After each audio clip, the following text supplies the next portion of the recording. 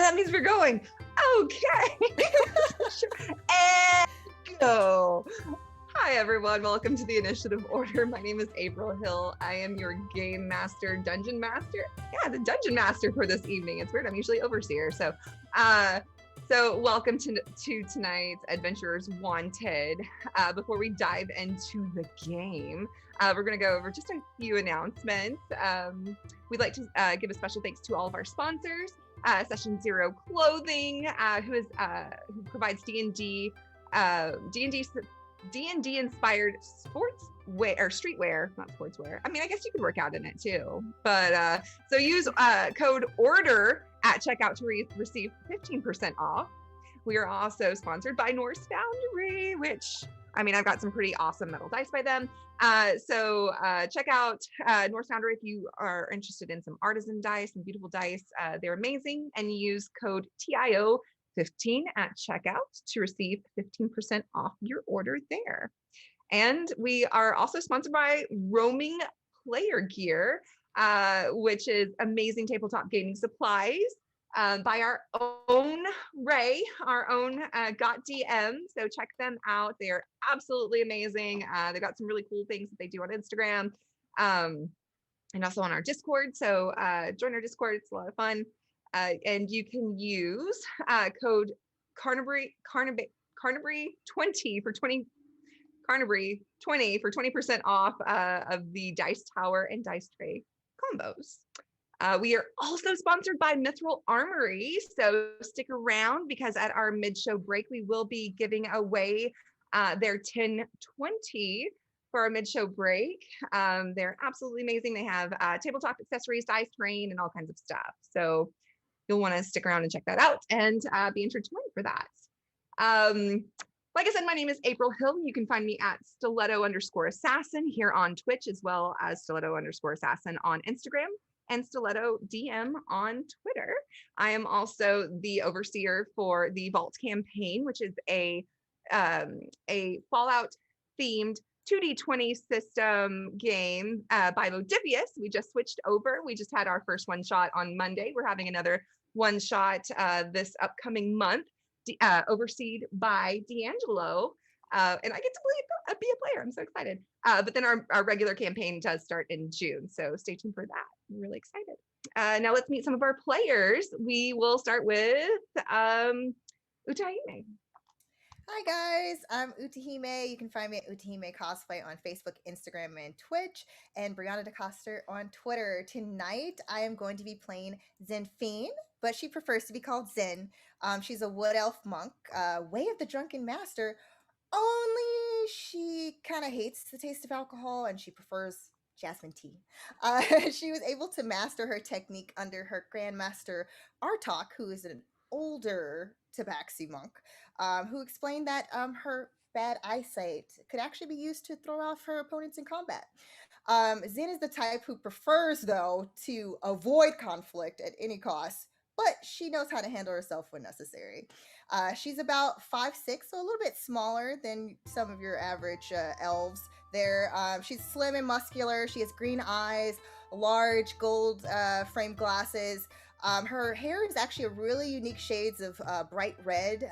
She does wear traditional monk attire in shades of greens and light browns, representative of her monastery, the Exalted Forest. So I'm excited for you guys to meet her, and I'm excited for all these characters and for this awesome game. Thank you, April. All right, we'll jump over to Kaliz. Hello, everyone. My name is Rene Beauregard. You can find me at Dragon Rock RPG on Facebook and Twitter. You can also find me on Instagram at Dragon Rock RPG Design, where me and my partner Daniel Lieberman create 5e supplements for D&D. We have our main supplement that we released not too long ago on DM's Guild called Icons of Horror, where you can allow your players or allow yourself to become iconic horror movie villains such as Freddy Krueger, Michael Myers, Pennywise the Clown, Candyman, and I'm missing one more, but they're all there. Tonight, I am playing one of my favorite characters that I've ever created, the pirate captain Kaliz Okragen, who, for those of you who knew him before, is very different today. The blood orange hobgoblin now has veins poking out from all facets that look a lot like tentacles. Someone who has given themselves to the sea at large is now the captain of the ship Ad Astra, who is now guiding all of these lovely people on an adventure to Candlekeep. I'm so excited. All right, and the owl, GW. Hi everyone, I'm GW. You can find me on IG and Twitter under G005. That's 2 B's and 2 zeros. You can also find me on Clarion Dawn, where I play an interesting engineer poet in space. You can find that on clariondawn.com or any of your favorite podcast platforms. It is a sci-fi audio drama. And all the other things I do, you can find me in different places and different videos. I'm really happy to be here to help raise funds for St. Jude's. I'm so excited for this adventure. I'm so excited to be here for such an awesome cause. So thank you for the invite. Yes, Clarion Dawn, for real, y'all, is amazing. You can check it out on your favorite podcast app. Absolutely enjoyed it, and it goes by really quick. You're like, before you know it, it's over, and it's absolutely brilliant. Oh, thank you so much. I loved it. I loved it. And tonight I'll be playing the owl. As you see him, he has a dark skin, kind of pulled, flat, twisted hair that's like pulled back in kind of a tight yet sloppy bun with kind of two braids kind of coming down the sides of his face. You see on his forehead this purple scarf, and on it you see these big round goggles that kind of look like owl's eyes. He is draped in very dark gray and silvers with highlights of purple.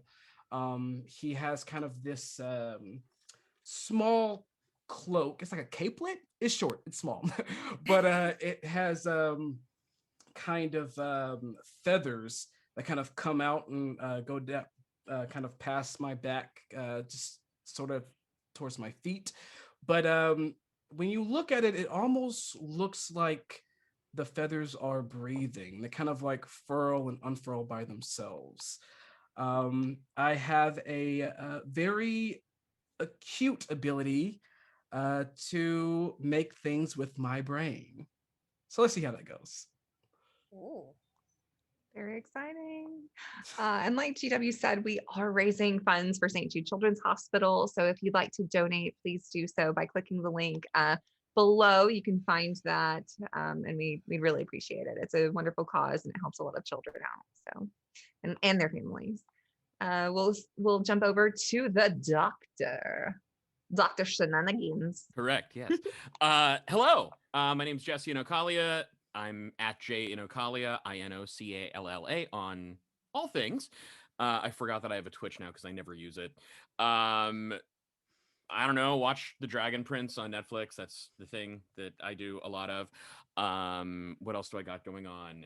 All episodes of an audio drama I did last year called Primordial Deep is out. I play Captain Clarion Loire on it. That was super, super fun. Also the first audio drama I've ever done, which is pretty dope.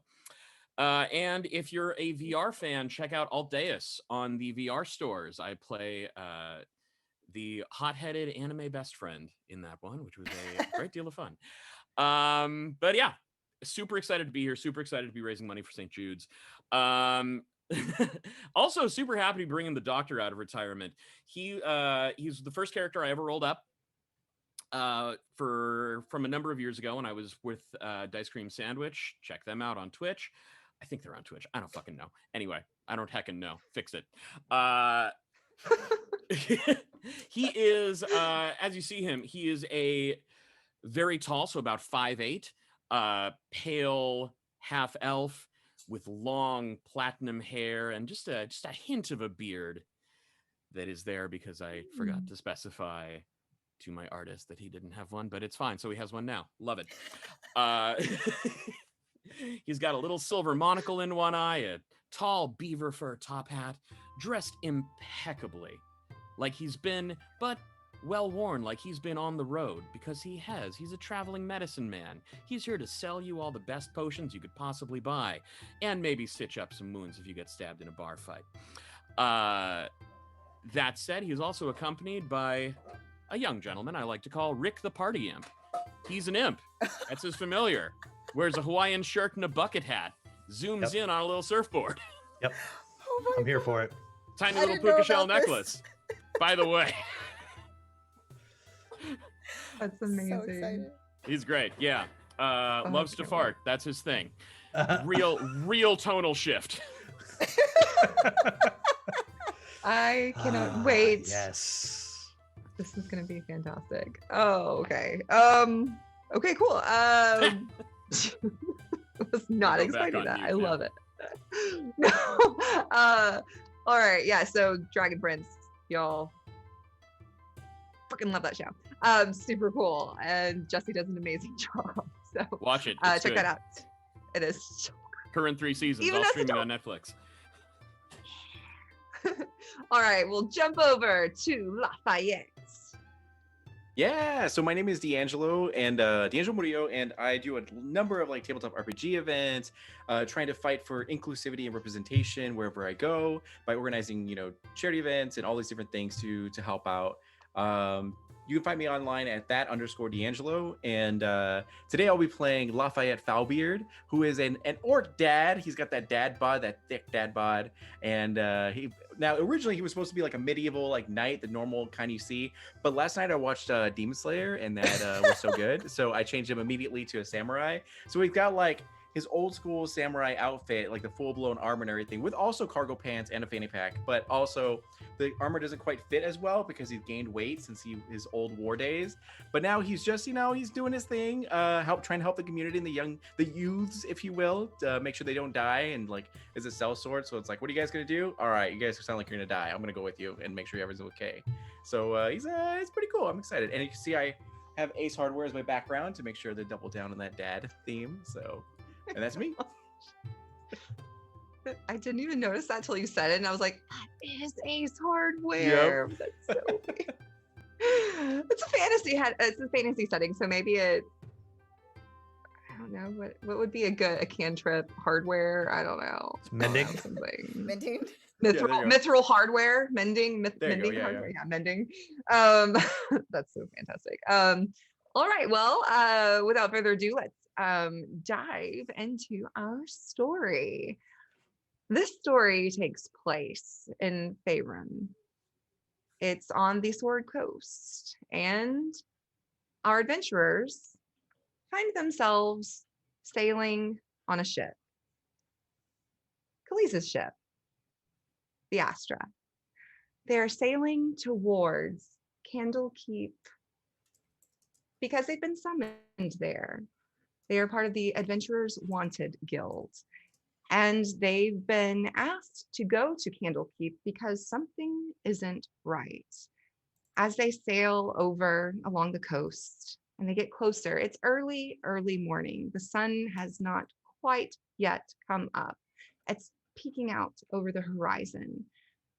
As they approach Candlekeep, you can see it on the peninsula in the distance. It's absolutely breathtaking. The walls are very white. They're bleached white. They're very high. Over the walls, you see a bunch of tiny little, from the distance, tiny towers peeking up, also bleached white. Inside those walls, with blue tiled roofs. The windows in all of these towers are lit up, and from this distance, in the fading starlight and the slowly rising sun, this Candlekeep looks almost like a birthday cake. It's very beautiful as you're approaching. You make dock and you get out and you make your way toward the entrance that's got two double doors. They're very huge. There's already people up and about, going around the courtyard on the inside. You make your way to the library, which is highly guarded, and not many people gain entrance to this place. But you all are a part of the Adventurers Guild, and you've been asked to come here.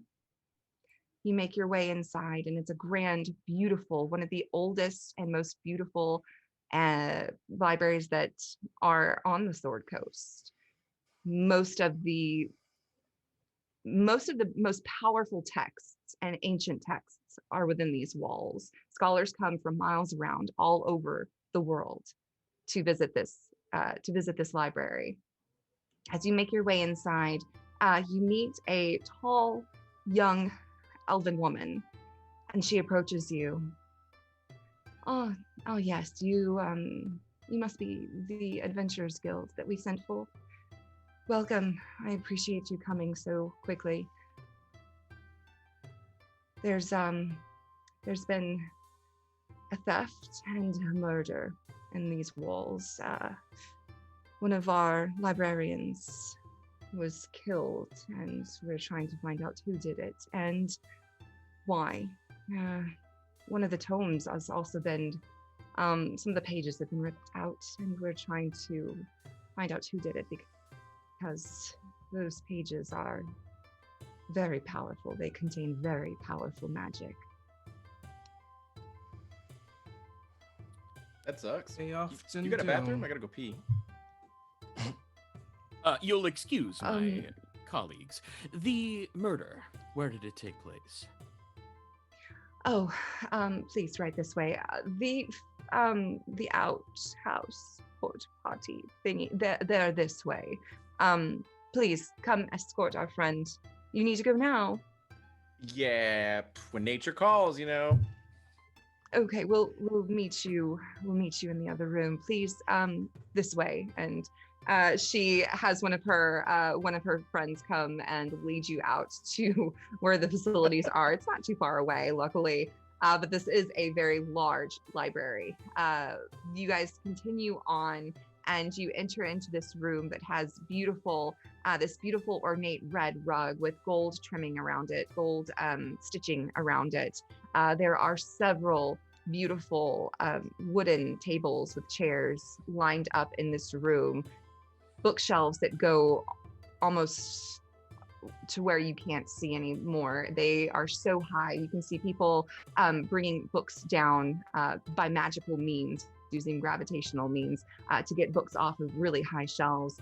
Some are whistling to them to call particular books down. But as you come into this room, you do see marked off, there is a body on the ground. It looks very much dead. It's been dead for at least a day or so, but untouched. Nobody's moved it. It doesn't look like anybody's moved it. This is awful. It's one of the 10 cardinal sins. No killing. This is horrible. But this place is beautiful. I had only heard about it from Grandmaster Artuk. Do you mind? I should have probably asked before I started if I draw pictures of the crime scene. Of course, yes, that's fine. Go ahead. Yes. Right.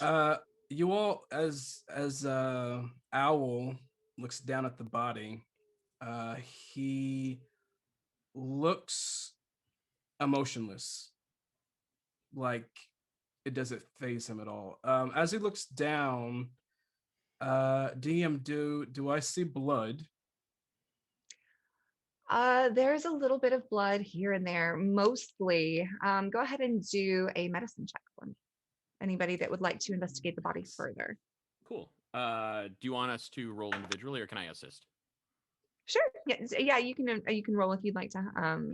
To look yourself as well. While they're doing that, after Zin quickly sketches kind of the layout of what's going on, she's going to kneel down and hold on to her prayer beads.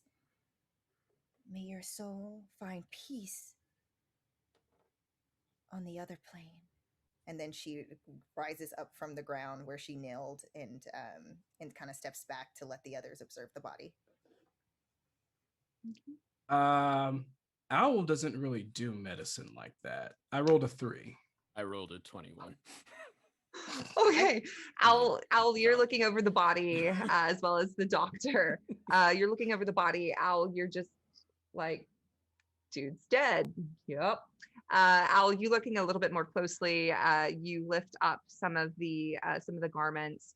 This is a young human male. And you can see bruising. You can see bruising around his torso. You can see bruising around his arms, his chin. It looks like he was killed by possible means of martial arts. He was almost bludgeoned to death with strikes, very powerful strikes. Doctor, what happens to be the situation? It appears our new associate on the floor here was levied to the ground by strikes. Most precise. Zin, you are a monk? Do these wounds look like anything you may have studied at the monastery? Let me take a closer look.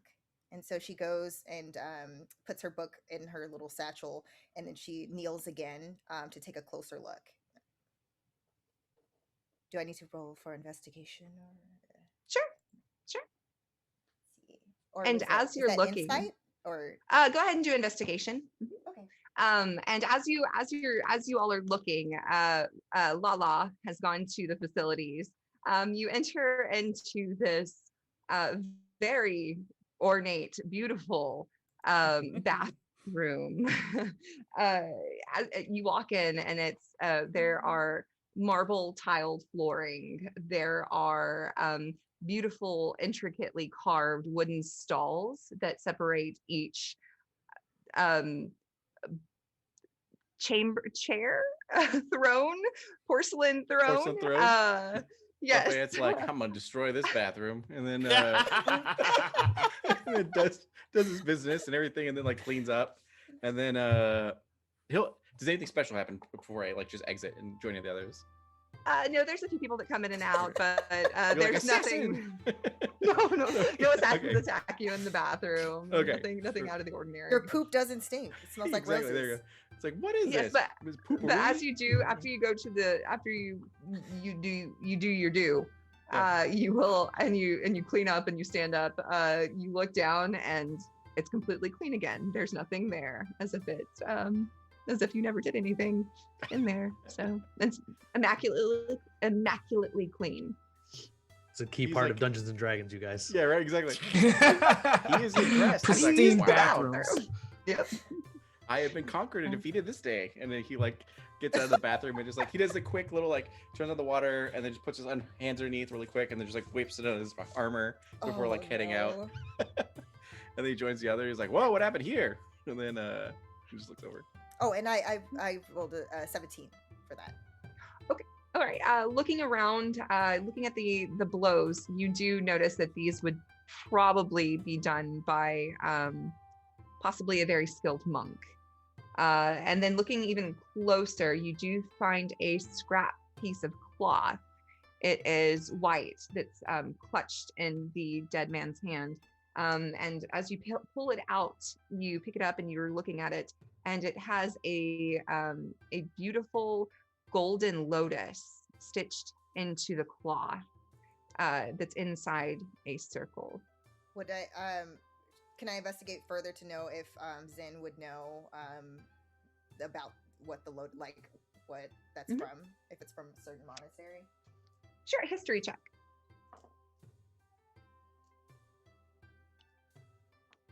Okay, so that's history. Oh, that's only an 11. Okay, so looking at it, you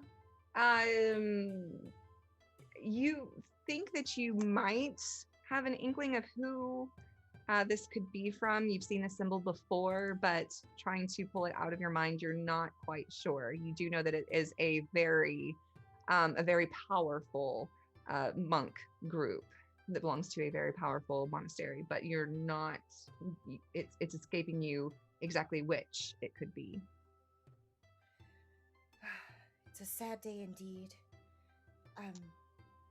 It appears that the murder, which is, remind you guys, it's one of our 10 cardinal sins, so I 10 can't cardinal believe sins, yes. Oh my gosh. She's It's right. done by the hands of a fellow monk, a very skilled one at that. This marking here, this lotus, I don't remember the monastery name, but I'm pretty sure that it belongs to one of the stronger monasteries. So, yes, it's unfortunate. Oliver's gonna kind of walk over and like look at the sheet. Can I see it? Sure. He'll take it and he'll like look at it, and his eyes will kind of do a faint purple glow as he scans it over. Can I do a history check? Sure.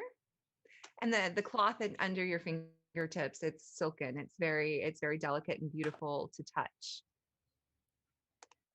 I just Nice. can't believe that. This goes against everything we believe. Why would someone do such a thing? I Not got all a 18. Three people believe in the same things, dear. 18 Looking history. at it, okay. Looking at it, you do have a little bit more insight into this. With your traveling and your history, you have heard tales of the Immortal Lotus and Bakme, who runs this monastery, and they are known for jumping people on the road, especially ones on their way to Candlekeep, to take ancient texts, to take valuable items, but they are known to take what they feel is theirs and show no mercy. Yeah, I've heard about these. It's the Immortal Lotus. Yeah, They Bakme. strike They fast, use strike hard. Grandmaster Artak Take what they warned me can. of them. Oh no, this is worse than I feared. When you say the Immortal Lotus, Alduin immediately steps forward. I'm sorry, did you say the Immortal Lotus? Is that's who you think did this? This is their symbol, yeah. The book that they took pages out of contains a very powerful magic. It contains instructions to create an object that, put in the wrong hands, could kill a lot of innocent people. It's the book of inner alchemy. It harnesses, it teaches of harnessing ki in a different way than anybody else has ever thought of before. It hasn't been studied because the magic inside of this and the practices of this magic are very dangerous. The Book of Inner Alchemy. Interesting. And as she says all this, the name Bakme, do I know if that's a person or just like a general thing? Especially with that role, you would know that that is the leader of the Immortal Lotus. The leader. Would Zin also have known because of her grandmaster? When especially when the owl said the name Bakme, that would definitely ring a bell for you, specifically. Grandmaster warned me. Bakme? He wants to go against the balance of things. He's trying to achieve a great power. Everyone could be in danger. Are if we don't to get it back. assume that this is someone who cannot be reasoned with? That is a fair assumption indeed. Interesting. In every situation that I've ever been in where there's been some ignorant prick thinking that he can take over, thinking that perhaps the power lies in whatever objects that he can get his hands on, unreasonable is the top of their personality traits. And trust me, I was in love with one. And Kaliz just kind of like swallows a little deeply at that, and turns to the young lady and goes, "Did you perhaps happen to see where they went after they made their attack?" No, but it is known that where? But it is known that with their temple where they practice and they recruit, nobody goes out there. But it is known that is on an island just to the east. We can go on the ship again. You're I mean, curious, sir. West. Yes. Ah. I do believe that we are sailing again, dear boy. Before we leave, do you mind showing me where the book was being kept? Or is it still there? It was just the pages, correct? That some of them were taken? Yes, just some of the pages were ripped out. We have taken it back to the curator to try to salvage it the best we can and to keep it safe until we get the pages back. Would just it to help see if there's any you more seeing clues. it? Sure. Okay. May I? Right. Yes. This person who was killed, are they not to sound glib about it, but important to the running of this library? Although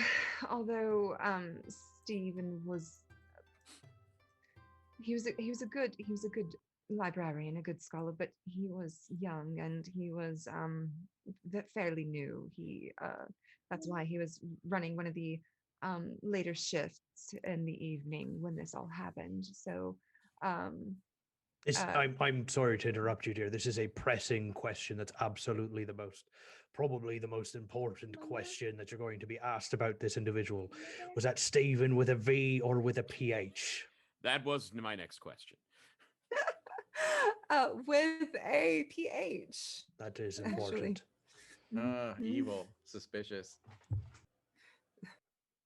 Is there a place where... Oh, I'm sorry. Is there perhaps a place where we could take Stephen's body for further investigation? Sorry, one of my apprentices came to tell me goodnight. Oh, that's so nice. Yes. Sorry. Yes. You. If you're wanting to look him over, I think we were going to take care of him and take his body to be preserved and shown for his family because he did have a few relatives, but I suppose that's not a problem. We can take him to one of the back rooms. The doctor is very skilled. I've seen him at work. I'm sure that he'll leave the body somewhat intact. Very intact. Suspiciously intact. Entirely intact. And then Kaliz just kind of like side-eyes the doctor and just goes back to like looking around the library and in a very reminiscent state. And Zin is going to be kind of looking around if there's any other clues, like maybe that was left behind during the scuffle. Once Lafayette, once Lafayette walks back in, wow, you were gone for a while. Was it that bad? And then he kind of looks back and goes like, "It should have been, but like due to magic, I guess reading books is cool." And then kind of looks around the room and looks at the dead body and everything. And he kind of overhears what was sort of going on. He goes like, "So, okay, we go to this island, we find the thief, we kill the thief, and then we take the book and bring it back and we get the money. Is that right?" I don't think we have to kill the thief. I think we just we can tie him up and bring him here. It might be preferable to kill the thief. Right. We're not gonna kill the thief. Got it. I can see you winking. It's no, I'm just have something in my eye. It's no big deal. Yep, exactly. Don't worry about it. Remember, And, killing like- is a cardinal sin. should And not do it. my one eye is closed, the other eye is like kind of darting back from Doc to Lafayette, because those are the two that I mostly trust in the team. And I was like, right. You can trust me. I'm a paladin. Like, head I'm a over. doctor. I have a degree in medical stuff. There you go. Okay. I'm going to also look around the room before we head out too, just in case. Right, May I accompany yes. the body to the back room, please? Yes, of course. Yes, thanks. Yes. So they she ushers a few more people over to help pick up the body delicately, but you can tell that some of the arms are broken, some of his arms. He has 2 arms. He's human. This is eldritch creature. It's like, oh god. No, He's it's a convincingly Vidalkin. It's got human 4 with 2 arms. real arms. Yeah, so one of the arms is definitely broken. As he's being picked up, the arm falls over limp in a very awkward position, but they pick him up delicately. He's limp, and they carry him to the back room where they place him on a table. They also, as she had said before, in the same back room, there is the book that they have set aside on one of the tables that somebody is delicately going through, checking the rest of the book for any missing pages or any other damage to the book. Cool. Anybody else with me? Maybe have some fun in here. I believe with you. everybody went. Yeah, Cool. we're all there. So did Cool. we already do the investigation of that room before? the one left? Sure, you can. That's yeah. I think it was me and Al that were doing it. Okay. Mhm. And while she's rolling, want to say that we are 49 minutes into this, and we have $240 raised out of 500. So that's like awesome. So halfway to the goal. Thank you so much, y'all. Yes, we did. We set a goal of $500 to raise for St. Jude Children's Hospital. So thank you all. Please continue to donate. If you're just now joining us, you can find the donation link down below. We're donating through Tiltify. So we really appreciate it. And that's why we're playing tonight, is in honor of the children and to raise money for this for the wonderful kids. charity. So thank We you. love kids. Yes. But the My children. investigation was a 22. Oh, I'm glad that his was better than mine at 11 again. What was yours? 11. 11. Okay. So the two of you are looking around this beautiful room. You see not really any blood on the carpet or anything. It was mostly blood that was coming from his face that he had coughed up, but there's not any pools of blood. So it doesn't appear that there was any kind of piercing wounds or anything like that. It was just mostly the bludgeoning. And you're looking around, and everything else seems relatively fine. You don't see anything that was perhaps signs of a struggle or anything, like knocked over chairs and whatnot. Everything's been put back nice and neat, just like the bathroom. Everything is nice and neat and in order. It was just they left his body where it was. But nobody's said that there were any other missing books, anything broken, anything like that. Nobody else, from what you can see, there are, because this is quite a big room, but you're not seeing any signs of anybody else that had been hurt during this theft. As I explained that to the team, I'll just say, yeah, this was a really clean execution. They were extremely trained. This is not a new assassin by any means. They're really skilled. That's an astute observation there, boy. And he leans Don't call over- me boy. Don't ever call me boy. And like, even got though a he's like champ. 16, he's like 16, but he like kind of stands up straight and he gets like serious as he like looks at Kaliz. Ow, you And must his eyes, stay like, calm. flicker. Remember, you must find the yin and the yang, the inner balance. Remember what I told you. And the owl like rolls his eyes so hard and he just like walks forward.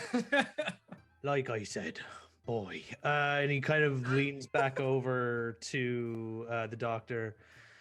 You don't happen to have the ability to talk to him, do you? It's so funny you mentioned that, because I was about to ask if you had any questions for him. I think this is probably the best question to ask. Where did they go? Why did they come after you? So with that, under his breath, Doc's gonna say a short prayer to the Shaba and cast Speak with Dead using Whispers of the Grave. So very cool. So the rest of you have gone back into the back room after doing your little bit of investigating. It's Lafayette. Lala, you're back there. Can I call you Lala? Like, I just want to call you Lala so bad. Why? Because Lafayette from True Blood. Like, I see Lafayette and I Oh, only think yeah. Lala. Only. That's I'll call you fine. Yeah, Lafayette. you're good. You're good. So you've gone back too, or? Yeah, I'll be with them, and I'll just be like, oh man, as a paladin, I probably should have opinions on this, but and he kind of just leans back even further in his chair as he just like watches. Aren't you Okay. also a holy man? And then he kind of like takes his hand up and is like, ah. He's like, oh, my good days. Ooh, gosh. real quick before I cast Speak with Dead on him, because I think, you know, he doesn't know me. He doesn't know my whole story.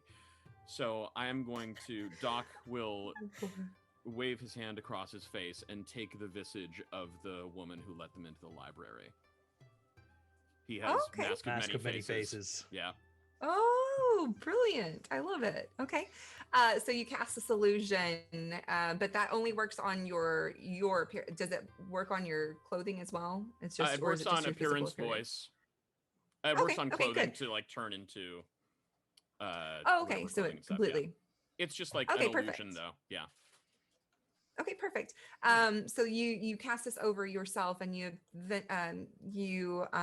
immediately your hair elongates. Your skin softens, and your cheekbones kind of go sharpen. Your ears elongate a little bit. Your clothing changes, and you take on this feminine form, this feminine elven form, and then you begin to cast this spell to raise Stephen from his deathly slumber, and his eyes pop open. One of them is very bloodshot, and the irises and pupils are white, but his eyes shoot open, and he is trying to breathe. He's like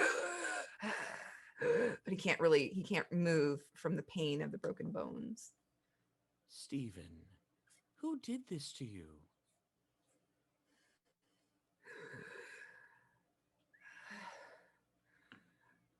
These monks. Jade. I heard one. Jade Tigress. The other was a male.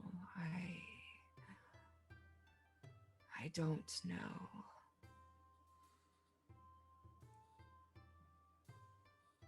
Where did they go? Did they say? I don't know. I don't know them.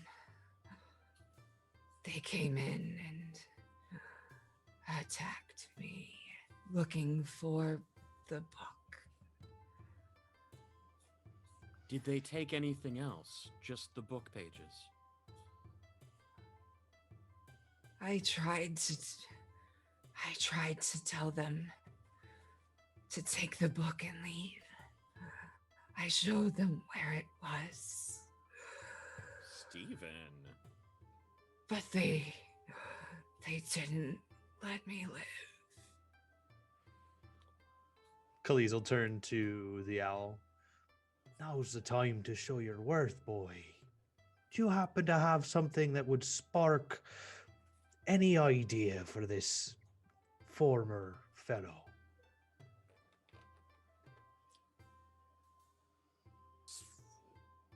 So what's your question?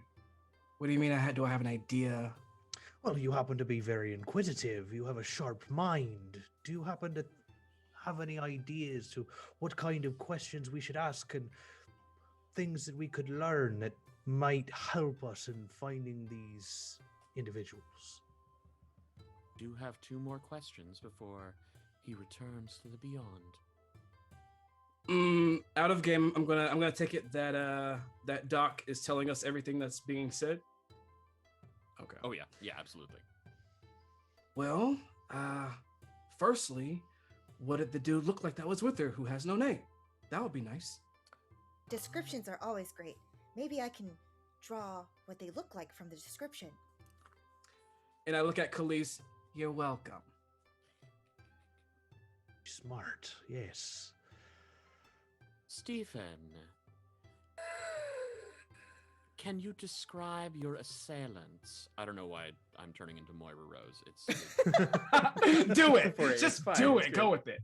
Hey, Dad. Stephen. Stefan. Your assailants who attacked you most foully. What did they look like? Did you take notice of their personage? The more details, the better. So he again struggles to find breath. The one her Jade. They both were in long white robes with black undergarments underneath. Jade had long black hair. She was a human woman, very fast. And he looks kind of like he might lose and go back to the other world. But he opens his eyes again and looks around the room for a minute and then fixates on the owl. The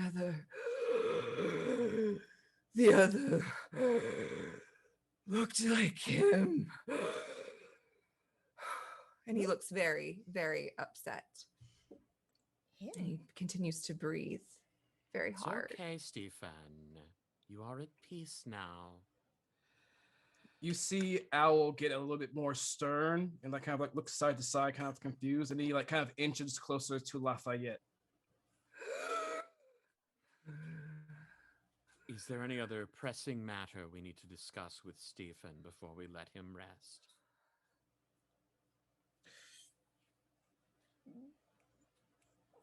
I cannot think of another question per se. Oh, out of out of character. Did we already get the like what it was that the pages what were on the pages, or did we not? We got that from the Got that. That was from the other keeper, yeah. Mhm. Okay, got it. And also, DM, we know that Jade has long black hair. Human was in white robes, but underneath was in black. Did we hear what the nameless man looked like? Yeah, that was the other thing. We did. Yeah. Yeah, Steven looks like you. specifically looks like you. That, Oh, and that then was Steven it. got Oh, very gotcha. That's yes, it. and then Steven got very, very upset and couldn't and started fixating on you and couldn't look away.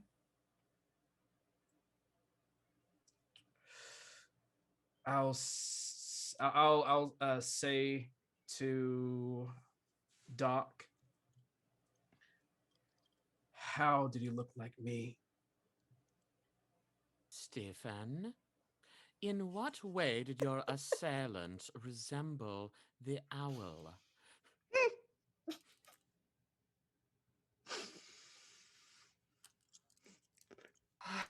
Like him, but older, different features, angrier, with purpose. He strikes so hard.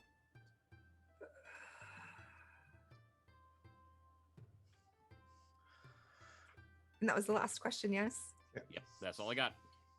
With that, Stephen takes one final gasp, closes his eyes, and goes limp back on the table. May your soul once again be at rest in the other plane. The owl will look at the again still body, and the doc knows why the owl is so incredibly uncomfortable about this. And for a moment, he'll just stand there and kind of like a quiet rage, and his eyes will glow purple. And he'll yell at the dead body, "I'm the only one! There's only me! No one else!" And he'll turn around and he'll storm out of the library. Teenagers, am I right? As I like turn to the other people. I'm gonna shift back, of course, to my original form. He'll be fine. He just needs a moment.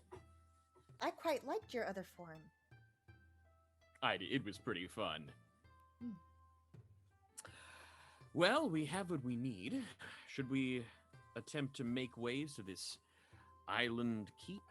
I have the best ideas for this exact situation. And they just kind of turn on their heel and start walking back towards the front door. And as they pass the owl, I thought you were an orphan, but apparently not. And just kind of continues to walk out the front door, heading back towards the Ad Astra. To the room, Doc's gonna just be like, the idea is a boat, isn't it? It's a boat, right? It's the idea. Yeah, The idea Most we're of the going time, Mr. Kaliz is, their particular ideas have to do with the water and their boat. Yeah, it seems like it might be a boat. I was just curious. I will follow. Okay. And All as I see the owl on the way out, I just hand on shoulder. It'll be all right. We'll handle this. As we all When he does that, I calm down, and like the feathers that have been kind of furled, they slowly calm and go back to being sleek. Okay, we will. Yeah, we will. That's not pop. No one looks like me. It's only. No. It's weird. Only Jalen, and Jalen's not here. I would be whispering that to Doc. Oh, that was that. Okay, that was a whisper, not a out loud. That was a whisper. All right. Okay. So everybody is following behind the captain. Ship captain, Captain Kaliz. So after Alduin says thank you, and she looks forward to your return with the parchments in tow. She thanks you, and you leave Candlekeep. You leave outside the library, outside the city walls, and make your way back to your ship. And on the front of the ship, Kaliz, would you mind describing your ship, please? I would love to, madam. The Ad Astra is a beautiful oak-made ship. It is dark brown, and on the front of a ship is probably the best figurehead you've ever seen. It looks designer by trade, as the flowing garments that are on this well-crafted and poised high elven lady seems to have the almost wooden form of Versace and Dior. Even then, laid around her bottom half is a myriad of different sizes, shapes, and forms of high heel shoes. And as Kaliz begins to walk up the Ad Astra, whose sails actually bear the image of two crossed tentacles, that are coiling in a sort of grasping way. They will flap their captain's jacket and whisper to the ship, I think it's time to let it all hang out. And almost seemingly out of nowhere, half of the pants that Kaliz is wearing disappears, and they are wearing sleek black leather platform boots, like knee-high platform boots, that they kind of like straighten up with, and he looks at the ship, runs their hand along the railing, and says, "It's time for another adventure, girl." I knew it was going to Very be a boat thing. beautiful. I knew it was a boat thing. And are we all boarding the ship We right all now? know it was a boat thing. It's always a boat thing. It's always a boat thing. Yes, Lafayette. Okay. So as we're all boarding the ship, I want to catch up with Zin and be like, Zin, I need to talk to you about something very yes. serious. Yes. Okay. Did you hear the rumor about butter? Oh no. There he No. goes. Well, I'm not Um, going to spread it. And then I just finger guns as I go on the ship. Butter. Oh my God. I quit. I Lafayette, quit. who's butter? And then Zin's like basically like kind of jogging behind to try to find the mystery of who's butter. It's a dairy product, Zin. It's not funny if I have to explain the joke to you. And then he just like gets on Oh, I'm sorry. There's not many jokes that are told at the monastery. The Exalted Forest, they're not humorous people. Well, we're gonna change that by the end of this trip. And then kind of like prepares more. He gets a scroll out that has like dad jokes on it, and then prepares her. A scroll of dad jokes. Wondrous item. Yeah, wonders item. There you go. Kaliz, are there crewmates on your ship, or is this completely manned? There are a few crewmates, none of which are beholden to give their names to these individuals, being that we've just very recently begun our adventures together. But there are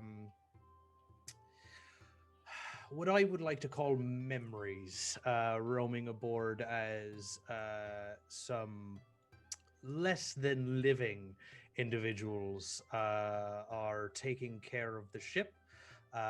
They were the last remnants of an individual I had to say goodbye to. And are we used to this experience, or do we all have PTSD right now? Nope, I'm the only one who has this, and has to live with it constantly. Pomegranate, please open the sails. Umbra, let the rest of them know it's time to get to the sea. And swallowing once again, Kaliz takes up to the helm and says, "Everybody get comfortable. It's time to set sail." As they say that, I walk right up to Kaliz and I kind of put my like hands on my hips and I look them up and down, and you see the feathers on my suit kind of breathe, but then when they come back down, kind of like this lavish captain's coat appears, and like kind of feathers kind of like roll up the side of my head and on top, and it makes like a captain's hat. Arr. Yes, one day you can be the first mate, but until that moment, Owl, you're doing me a disrespect. Know your place. And My Kaliz- place is where I Kaliz want it to be. smiles as they say this and starts like spinning the helm to pull them out of the port. Okay. All right. The captain is the captain and only the captain. Yes. All right. So as you take off, you left when it was about midday. So you sail. You continue to sail further west. You sail out over to where They had marked, Alduin had marked on your map which island she suspected that this monastery is known to be on. So you sail through to the night. The stars start to come out. The waters are very calm. It's very nice and cool. You can smell the salty sea air, the breeze on your face as you're going over the now black water. You see the sunset and the orange and the purple and the pink in the sky. Just it looks absolutely beautiful against the black water, and you see the stars start to come out, twinkling all over. Just a few clouds here and there. What would you all like to do? Is there anything y'all want to do on deck while you are sailing? Looking at the colors of the sky, and then up at the stars and how many there are. Kaliz will just smile and say, "Now, I didn't expect two of you all at once. Thank you, Othello, Lily. Appreciate that." And they just kind of look down over to the owl. "You got to say thank you to those that bless you with the things that you have." And Kaliz will just continue to guide the ship. That is actually very wise. We learned that we have to do without material things. None of those things really matter. You must appreciate what you've been blessed with from the start. Doc is hiding in a corner. At least reading, I'm pretty sure that's what it says. Reading. and he's gonna like look up at this exchange and just and back to his book. Kaliz and Zin would hear the owl say after Kaliz spoke to me, "Thank you, Jalen."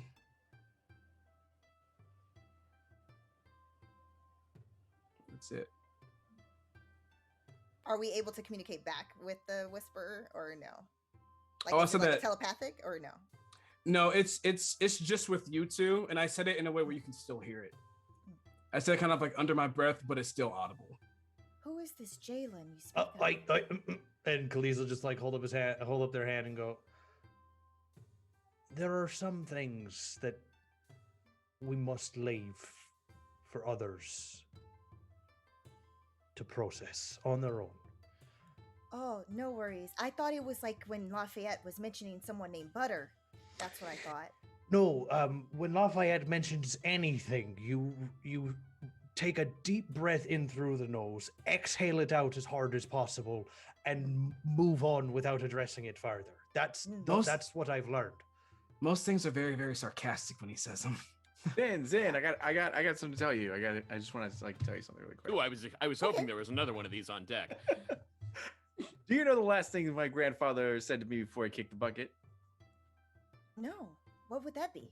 He said to me, "Grandson, watch how far I can kick this bucket." Ha ha! High five. Oh, He's just finger well, guns. And he's like, You know Looks what? like- We did that once where we had to kick a bucket and see how far it flew. And it was about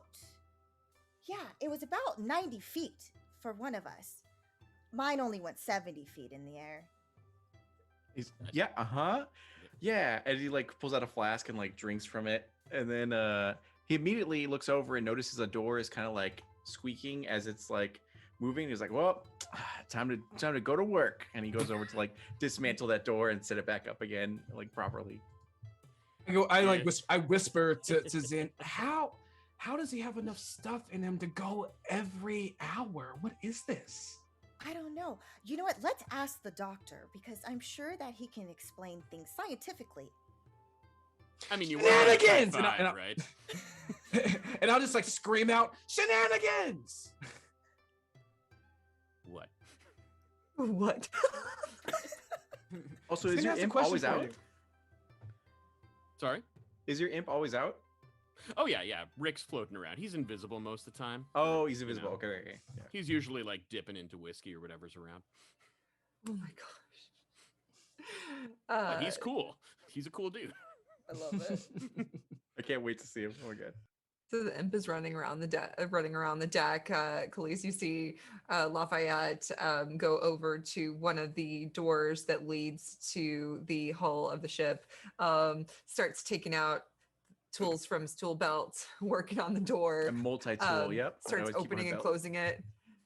Yeah, opening and closing it, listening, opening and closing it. Yeah, and you sail. For shits as this is going on, I'm gonna be like telepathically, I'm gonna be like, hey Rick, get down there, make some squeaky noises when he tries to open it.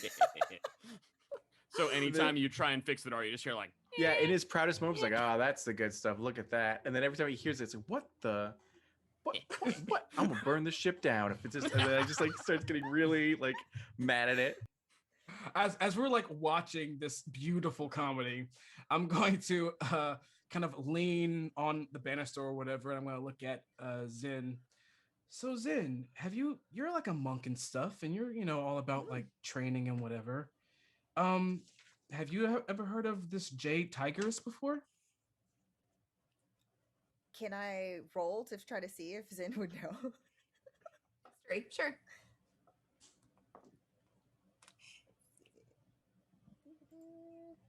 That is an 8. So I'm assuming that, okay. All right, cool.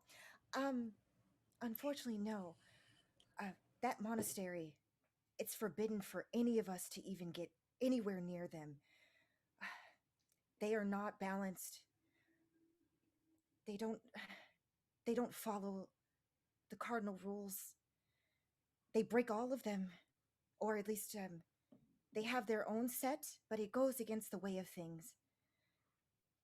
It's awful, the things that I hear that they do over there, and their training is, if you're able to survive what I heard that they put you through, I mean, that explains why they were so skilled indeed.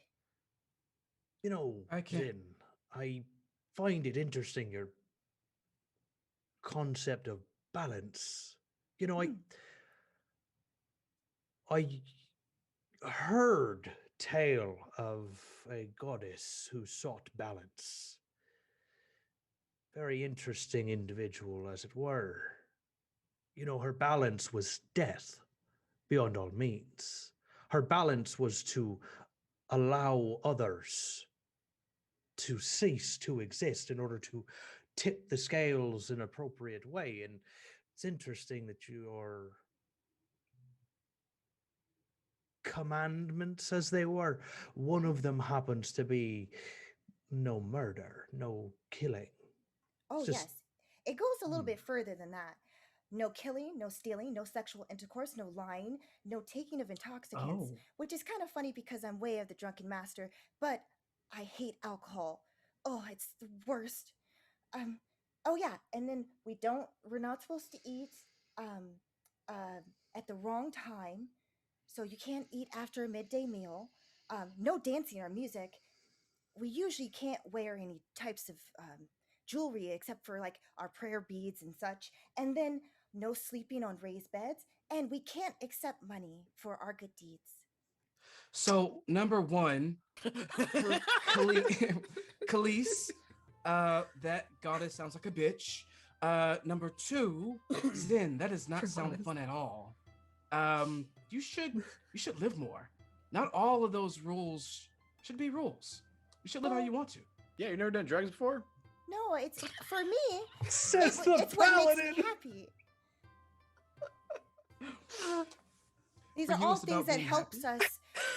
It helps us to find our inner strength.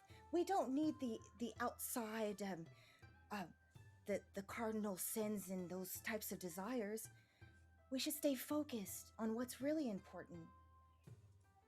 Which is pretty much just not having much and knowing that our suffering is actually for a greater cause. Oh, tight. So just mechanically speaking, you are a master of the way of the drunken fist. What do you drink to get to that? Well, let's explain. Okay. All right. The best way I can explain this is I hate alcohol. Okay. I can't even smell the stuff. Like it can't be within my personal space for that long, or I get nauseous. Okay. So the reason why my master, Grandmaster Artuk, he said that it would be smart for me to learn this style, but use it in a different way. For example, when I remove my glasses, that is when I can truly see, but not in this way that you do through your eyes, but sensing all around you the energy, all around us, hearing and feeling and sensing. Mind you, I'm as blind as a bat without these things, so I can't see anything, but it actually fools my opponent. So my movement, because of the fact that my vision is very off, it actually ends up granting me several benefits. Would you like me to demonstrate? I really would, actually. Yeah, that sounds fun. Welcome, Raiders. Thank you, Lawful Stupid, for raiding us. Quick little interjection before we do that. So thank you so much for rating us. We are raising money for St. Jude Children's Hospital. If you we're doing a one shot to raise money for the kids. So if you feel so inclined, please look down below at the link. Throw a couple bucks into the Tiltify for this wonderful cause to help children and their families who are suffering and trying to go through that. So thank you so much for joining us. And we are currently on a boat trying to find a very dangerous monk monastery and recover an ancient text, an ancient tome that has very powerful magic. And apparently there's a poll going on about which sin I'm going to break first. Yeah. Someone made me a mod. Excellent. So much. I'm gonna vote. Oh my gosh. Enter the poll. Okay. So Zin Demonstrate. then she goes forward and she goes to the center of the helm, or the center of the boat, and she asks the doctor, if you'd please either try to approach and hit me, or send a projectile my way. I mean, I'm pretty fancy. I'm not gonna try and hit you, but if you insist. The owl. No, And please. As he does that, as he gets ready, the owl, like, his eyes glow a purple, and all of a sudden, out of thin air, there's this dagger of glowing purple, and he's gonna throw it right over Doc's shoulder at Zin. Oh, that's cool. Lafayette also removes his sandal and is gonna, which he's wearing socks as well. So removes a sandal and then throws it at Zin as well. Exactly. Oh my gosh. So basically, it's really Astra style. Zin, using her key, she's going to basically also to do what a normal drunken master would do, as far as her kind of swaying movement, to kind of basically have both things go on either side of her, and it's just very, very smooth and just fluid, very quick for someone who's watching. Ooh. I got a 9. Can Cool. I pick up my sandal? Or did it get thrown over the ship? No. I'll say that it did. Perfect. It hit I, hit the scoot over to go mast. get it. Yeah, or no, it hit one of the sails, and then it like slides down and then falls to the floor. And then Zin basically, she centers herself and she's like, that wasn't the doctor who attempted to try to hit me. I believe that was the owl and Lafayette. Yeah, I'm not I made exactly sure. I made it pretty clear I wasn't gonna try. Oh, I don't know why you were afraid, but you helped with my demonstration nonetheless. And I'm gonna poke my head out from the dock because I was trying to hide to hit her. Yeah, that was pretty sweet. That was awesome. Good job. Kaliz will run his hand up and down the wheel of the ship, exactly as you'd like. Shoes flying everywhere. And they continue to chuckle as they steer the ship. Are we done with the performance? Because we're almost there. Oh, of course. There were just questions about my drunken style, so I wanted to demonstrate for better understanding for the doctor. Appreciate it. It was a lovely demonstration. Please, so how are we gonna be like all sneaky with this boat? What's the plan? Why is he laughing? Why is he laughing? They're weird. They're weird, Owl. I mean, I think it's like humor, like when Lafayette tells his scroll jokes. I feel like this might be a different type of humor. The plan, young owl, is that there is, in fact, no plan at all. That seems bad. We should probably have a plan. Kaliz just looks out to the water and just like hums a little sea shanty to themselves. So guys, what's our crazy. plan? He's totally crazy, right? Yeah, he's crazy. Yeah, I mean, they're stroking a boat. They got some cool aesthetics around here. That's pretty Well, we neat. should be on high alert. They're known for, like the woman said, for popping out of different places and jumping people and kind of catching you off guard. So, and they're really well trained, as we've already established. So we should proceed with caution. DM, I remember you saying that they like to ambush people kind of in a particular place. I remember you saying like a certain place. Can you remind me? It's the road between Baldur's Gate and Candlekeep. So that's one of the particular trade routes that is known to be kind of dangerous to travel because they like to get people from that location and take from them. Gotcha. Thank you.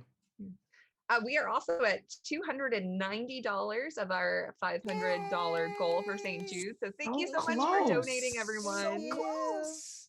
Yes, really appreciate it. Thank you so much. Yes, for the kiddos. So thank you so much for donating, you all. All right. So as you've yes. On this island, just a quick check. This is like away from Candlekeep in Baldur's Gate, right? Like this isn't like we're going to like their place. Okay, making sure. Yes. So as you get closer to the island, there, Kaliz, your navigation, you can tell there are some shallow sandbars that are close to this island where you could easily drop anchor and take a rowboat if you'd so choose. So. Yes, the easiest approach would happen to be not approaching in this boat at all, if I'm being honest. There are 2 rowboats on the side. We can take one. We don't need to take them both. But we're going to reach a slightly shallower area of the sea. We'll weigh anchor, and then we'll all hop into the rowboat and make our way from the most advantageous point of the island, where the least perceptive area might be, the most covered section of the island, probably away from doors, windows, and all that. Just be kind to the rowboats. They're not in the greatest of order. Aye, Captain. Cool. Right, that really instills confidence. It was aye, right? Yes, and you're learning very quickly. I appreciate it. Doc, which rowboat are we taking? Let's flip a coin. There's 2 and they're identical. Yes, Captain? Yes, they're pretty much identical. You will see here, there's one rowboat that's in like pristine condition. And he points to one, he goes, that one you can call Kai, and he looks the one down the line, which is like holes and like nearly pulled out in half. And he goes, that one is Anna. And he just kind of like rolls a smile in the most sarcastic way possible, and just kind of says, it's your pick which one you'd like to take. I like start cartwheeling and flipping over to Kai and like land in it. Good choice. Parkour! Good choice. Parkour. Seeing that Zin is going to basically kind of imitate that motion, but she's going to kind of do some darting, and then she's going to use the railing of the ship to like basically hoist her body up and do like a flip in the air to land into the boat, but softly. As she so gracefully lands in front of me, I'm just like, it wasn't a contest. God. Oh, I thought we were just doing it for fun. That was really pretty cool. That was really cool. Thanks. Doc's gonna look at Kaliz and Lafayette and just be like, "We walking? We walking." We walk. Yep. And then Yes. he's like, Lafayette was like leaning or like sitting on something, and he'll definitely like fatty grunt up, where he'll be like, "Ugh," and then like adjust his belt a little Scratches bit, and then his tummy. exactly. Yeah. Takes a long drink off his mug. Yep. And then he says like tons of alcohol in his beard or sake in his beard and just like wipe it down and everything. And he's like, "Let's go." And then he heads over to get in. All right, so you all get into the rowboat, lower it down. You can see the island before you, and you start rowing towards it from the backside. And that is where we are going to take our mid-show break. We are so excited. So we do have a giveaway for our mid-show break from Mithril Armory. So if you'd like to, so if you'd like to enter in to win one of their awesome 1020s, which is it's a credit card shaped 10 that folds up into making, it's a set. So yes, it's a set, but it folds up into making a really cool D20. If you'd like to be entered in to win this set, enter keyword Lotus. So no exclamation point, just keyword Lotus in the chat, and you'll be entered in, yes, there it is, to win our mid-show giveaway. And we will see you all back in about 10 minutes. Good luck.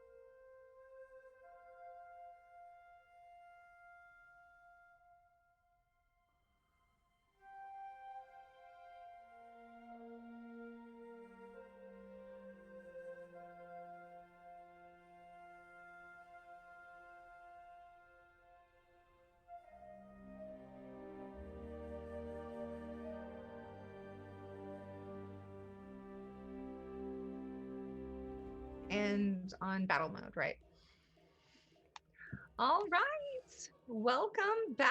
Thank you all for tuning in. We are doing a one shot for St. Jude Children's Hospital. There's still opportunity for you to sign up for that and donate in the links below. So please continue to donate. We appreciate your support.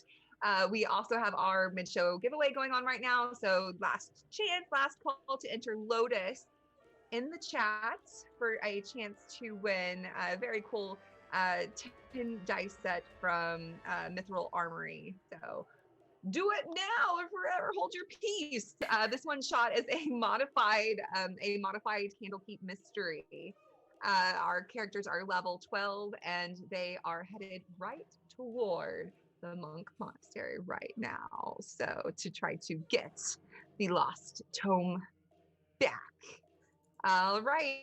I guess that's it. So we will draw a winner now. The winner is Roll. Nerdy EDC. The music kind of what? Oh, Are you kidding me? Every Wow. time. Okay, the luck there, man. congratulations, Cody. Cool. Just kidding. Congratulations, Cody. Insanity. Congratulations, Nerdy EDC. I believe Danny will be contacting you, so be looking for a DM from Danny. So congratulations, that is amazing. Heck a All dope. right. Okay, so where we left off, our adventurers from the Adventurers Guild had gone to Candlekeep, and they were asked to find out who took pages from this ancient tome that has the instructions to make a very powerful monk item. And this tome itself has a different practice in it that monks are not supposed to practice. It's very ancient, very old, very powerful, very dangerous. It's not kind at all. It does not follow the way of peace and key. So they're currently on Captain Kaliz's ship, heading toward the island. They have just set anchor or dropped anchor on a sandbar and are going on a rowboat up around the island to the side of it, on the little dock where there doesn't appear to be any guards or anything. You did see a few sharks in the water area. You can see sharks swimming over here, and I promise this is not Kaliz's ship. Kaliz's ship did not sink, I promise. That is not Kaliz's ship. This is Tabletop Simulator for those that are asking in chat. So yes, so you all have come over. You all have come over here. You docked your rowboat and you are currently heading up the steps of the monastery. It froze up on me. Okay. So as they're getting off, Zin is gonna turn to the owl. So the reason why rules are important is, again, not only balance, but think of the chaos that it causes when people decide to break that balance, just like the Immortal Lotus has. Good to keep in mind. Yeah, I definitely won't forget that as soon as I walk away. He starts to walk away. And what time of day is it, DM? So the sun is setting. So you all so the sun did start to set.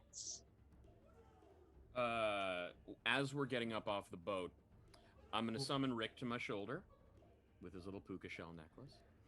Yep. And just to him, I'm gonna be like, "Hey, buddy, you want to keep an eye on those cliffs up there? Make sure no one's gonna get the drop on us." We're gonna need to go to a hold screen. We got something going on with the layout. Yes, we need to take a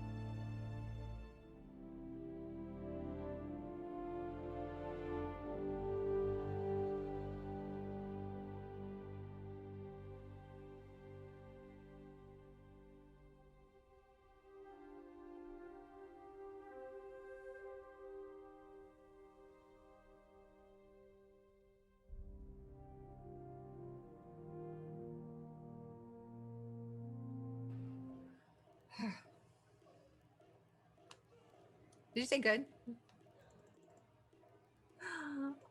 All right. Yeah. So I'm sorry that the Kraken came out of the water and like ate you all. You should have known that was coming. TPK. Yeah. Sorry. Thanks everybody for tuning in. Our fault. That was My our fault. spear missed completely. I'm so sorry, guys. I don't need I'm so arms. sorry. It's fine. But hey, if you want us to come back to life, smash that like button, hit Yeah, that's subscribe, ping that For bell. only Donate those $50. bits. Yeah, exactly. And donate to St. Jude Children's Hospital for the Thank kids. you. For the kids. Yes, for the children. All right. So you all have landed on the island, came up on your rowboat, and here you are lined up, ready to head up. Is there anything that y'all wanted to do before you make your way up? There's currently nobody manning this staircase. Yes. Yeah. Sorry, you go first. No, you go first. I am going to. Doc is gonna telepathically reach out to Rick, who's gonna zoom up on his little hell surfboard, and. Oh, dang! I should have went first. Do you want to? You can take it. You can go for it. Is he visible or is he still invisible? He's visible. He's on his Okay. little surfboard. He wants to show off his cool new shirt. As I see that look in Doc's eye, I know how he looks when he's talking to his invisible imp. I'm gonna be, hey Doc, can you make him visible for a second so I can see him? Yeah. Don't worry about it. Rick. Yeah, what's up, buddy? Hey, dude, how you doing? I'm good, bro.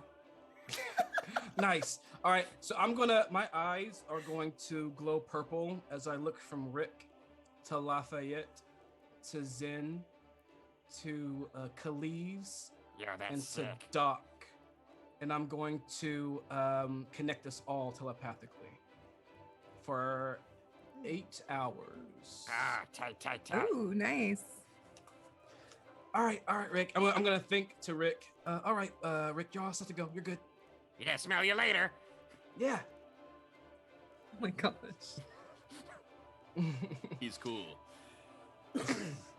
And then to Rick, I'm just gonna be like, hey buddy, can you just keep an eye on those cliffs, the rock face above us there, make sure we're not gonna get jumped. Okay. So you're gonna send He's him gonna- up the rock face? Yeah, he's gonna throw a little hang ten and he's then gonna zip along. Man, that little imp Invisibly. is radical. All right. So he's going up along this stairway. Is going to keep going along over here, up onto this area and kind of peek around the corner. And it doesn't appear that there's anybody out in the open there that is guarding the front entrance. Although he will report back that he hears what sounds like training going on, fighting of some sort. So Okay, I'm gonna relay that back to the group. We're all mentally connected, so we all hear Even better. it. Hey. Hello? Is this thing on? Lafayette, shh, quiet. I'm gonna look at Lafayette, and I'm gonna like look him up and down. Lafayette, what does your armor look like? It's very like samurai, like sort of armor, like full blown, like layered sort of armor. It's like forest green and trim bronze. Seen a lot of battle and all that kind of stuff. And it's way too like small for his body, which is thick and THICCC. And yeah. Well, you see the owl look you up and down, and the feathers on his clothes ruffle, and they turn to the exact duplicate of your armor. I'm gonna be like, nah. And they're gonna ruffle again, and they're gonna go back to my regular owl stealth suit. That's cool. That's a cool thing. All right, not everyone can pull this off, so it's all good. It looks like the path ahead is pretty clear, but we should probably still be quiet as a little tiny mouse. Stealth is the best option. DM, I would like to disappear as I go stealth. And Zin is going to proceed forward, but making sure that it's very stealth. okay, awesome. So yes. I'm just going to wave my hand across my body, and Kaliz will cast Mage Armor. So my AC goes up by 3. And then he will just kind of mutter, or they will just mutter to themselves, I believe it's time to sing the chorus. And from his hand, he will summon a rapier that immediately ignites in flame. Oh, I get it now. Oh. That's amazing. I love it. Oh, Awesome. question. Yes. Is Kaliz still wearing those boots? Hell yeah. I love it. That's awesome. So if you trip, you're gonna Okay. like break an ankle. It's like, Kaliz knows how to Yeah. wear those boots. Oh, got it. So Yes. By the way, Like Lady Yes. Gaga can always walk in those heels. there you go. yeah. Oh, no. So Lafayette actually has the aura of alacrity, which Well, Oh, into no. the water. I'm sorry. I'm so sorry. and you died. I was All right, like, I'm not very good at moving these guys around. We died. So, our Well, walking guys, speed thanks for increases by tuning 10 in. feet. Yeah. So we're like speed walking. Tight, Oh tight, my tight. gosh. Wait, I have slow fall. I have something for this. No. Oh my gosh. Yeah, so okay. So yes, you were saying I have aura of alacrity, meaning that everyone around me can increase their walking speed by 10 feet. So we're essentially just like speed walking as we're like going up this. okay. Oh, well, you did. You sped walk into the water. Congratulations. My bad. I'm going to speak into everyone's mind. Remember, guys, we want to be sneaky. Be sneaky. All right, so you make your way up, and again, once you walk all the way up this stairway, you listen, and you're not seeing anybody, you're not hearing, or you're not seeing anyone or hearing anyone, but you do hear the pounding of a drum. You do hear what sounds to be some kind of fighting going on inside the walls of this temple. And you approach up the steps rather stealthily, but nobody could really hear you as nobody is looking out right now. This is an island, it's secluded, so they're not usually expecting anybody to come out here. Nobody would be smart enough to come out here and I bet. pressure them. So Can I have Rick just like I want him to zoom up over just over the wall to see how many we're dealing with. okay, so you're going to instruct him to climb up the wall. Well, he'll like fly up. He's got wings. Oh, he's got And a- wings. Okay. And a cool surfboard. Okay, cool. So this this little on a surfboard flies up, In a peeks bucket hat. peeks up over the top of the wall here, looking down, and you can see a fighting mat here, a couple of houses spread around, a few people, these two fighting, this one instructing, but you can see several people out and Do about. any of them match the descriptions that Stefan gave us? From this far away, I would say Maybe. couldn't be quite sure. Maybe couldn't be quite sure because you were kind of high up, and nobody's wearing. No one. I will say this: no one is wearing the black and white robes as of right now that they were talking about. Interesting. So, chums, we're not looking to negotiate with these, are we? It just happened to be that one of theirs is a murderer, so I don't happen to desire wanting to parlay, as it were. Yes, I hear that's more of a guideline than a hard and fast rule. Yes. They've gone against all of our disciplines. So Zin, I know you can't murder anyone, but can you like break a spine? Can you just like cause permanent like paralysis? Lafayette! Whoa! Just No. asking, you know, just I mean, consider our unfortunately, options. there have been times where I don't know my own strength, so I can't guarantee there won't be a broken bone, but at least the person should still be breathing. But just Cool. Tight. yeah. I guess I ask because I would like to know if anybody would like to say aerial assault what's going on in here. oh, you mean like I jump over and do a flip and then try to attack someone? I meant more I could, make a bunch of us fly. Oh. That might be fun, right? That's a fun thing that people do. That's much easier than having to climb up and then do a somersault over the roof there. Yes. That would be pretty cool, though. That's something maybe you and Owl could do for a funsies thing. I'm down. Yeah. I'm gonna wink at the owl, be like, ah. Oh wait, wrong eye. There There we you go. go. There we go. I sense flirtation afoot. I know how to play this. So do we want to do that before we go in or after? Well, I mean, I gotta make y'all fly first, and that takes a second. All right, I'll watch your back while you do that. All right, sounds good. Kaliz, Lafayette, would you like to join me in the skies? Oh, Sure, that would why be not? a mighty good time. All right. And with that, I'm gonna cast Fly at a 5th level, Oh, okay. Nope. and make myself and Lafayette and Kaliz all fly. Okay. Now we got a 60-foot fly speed. Like Nice. Chris Farley, Okay. like spin, and we're like, ah! All right.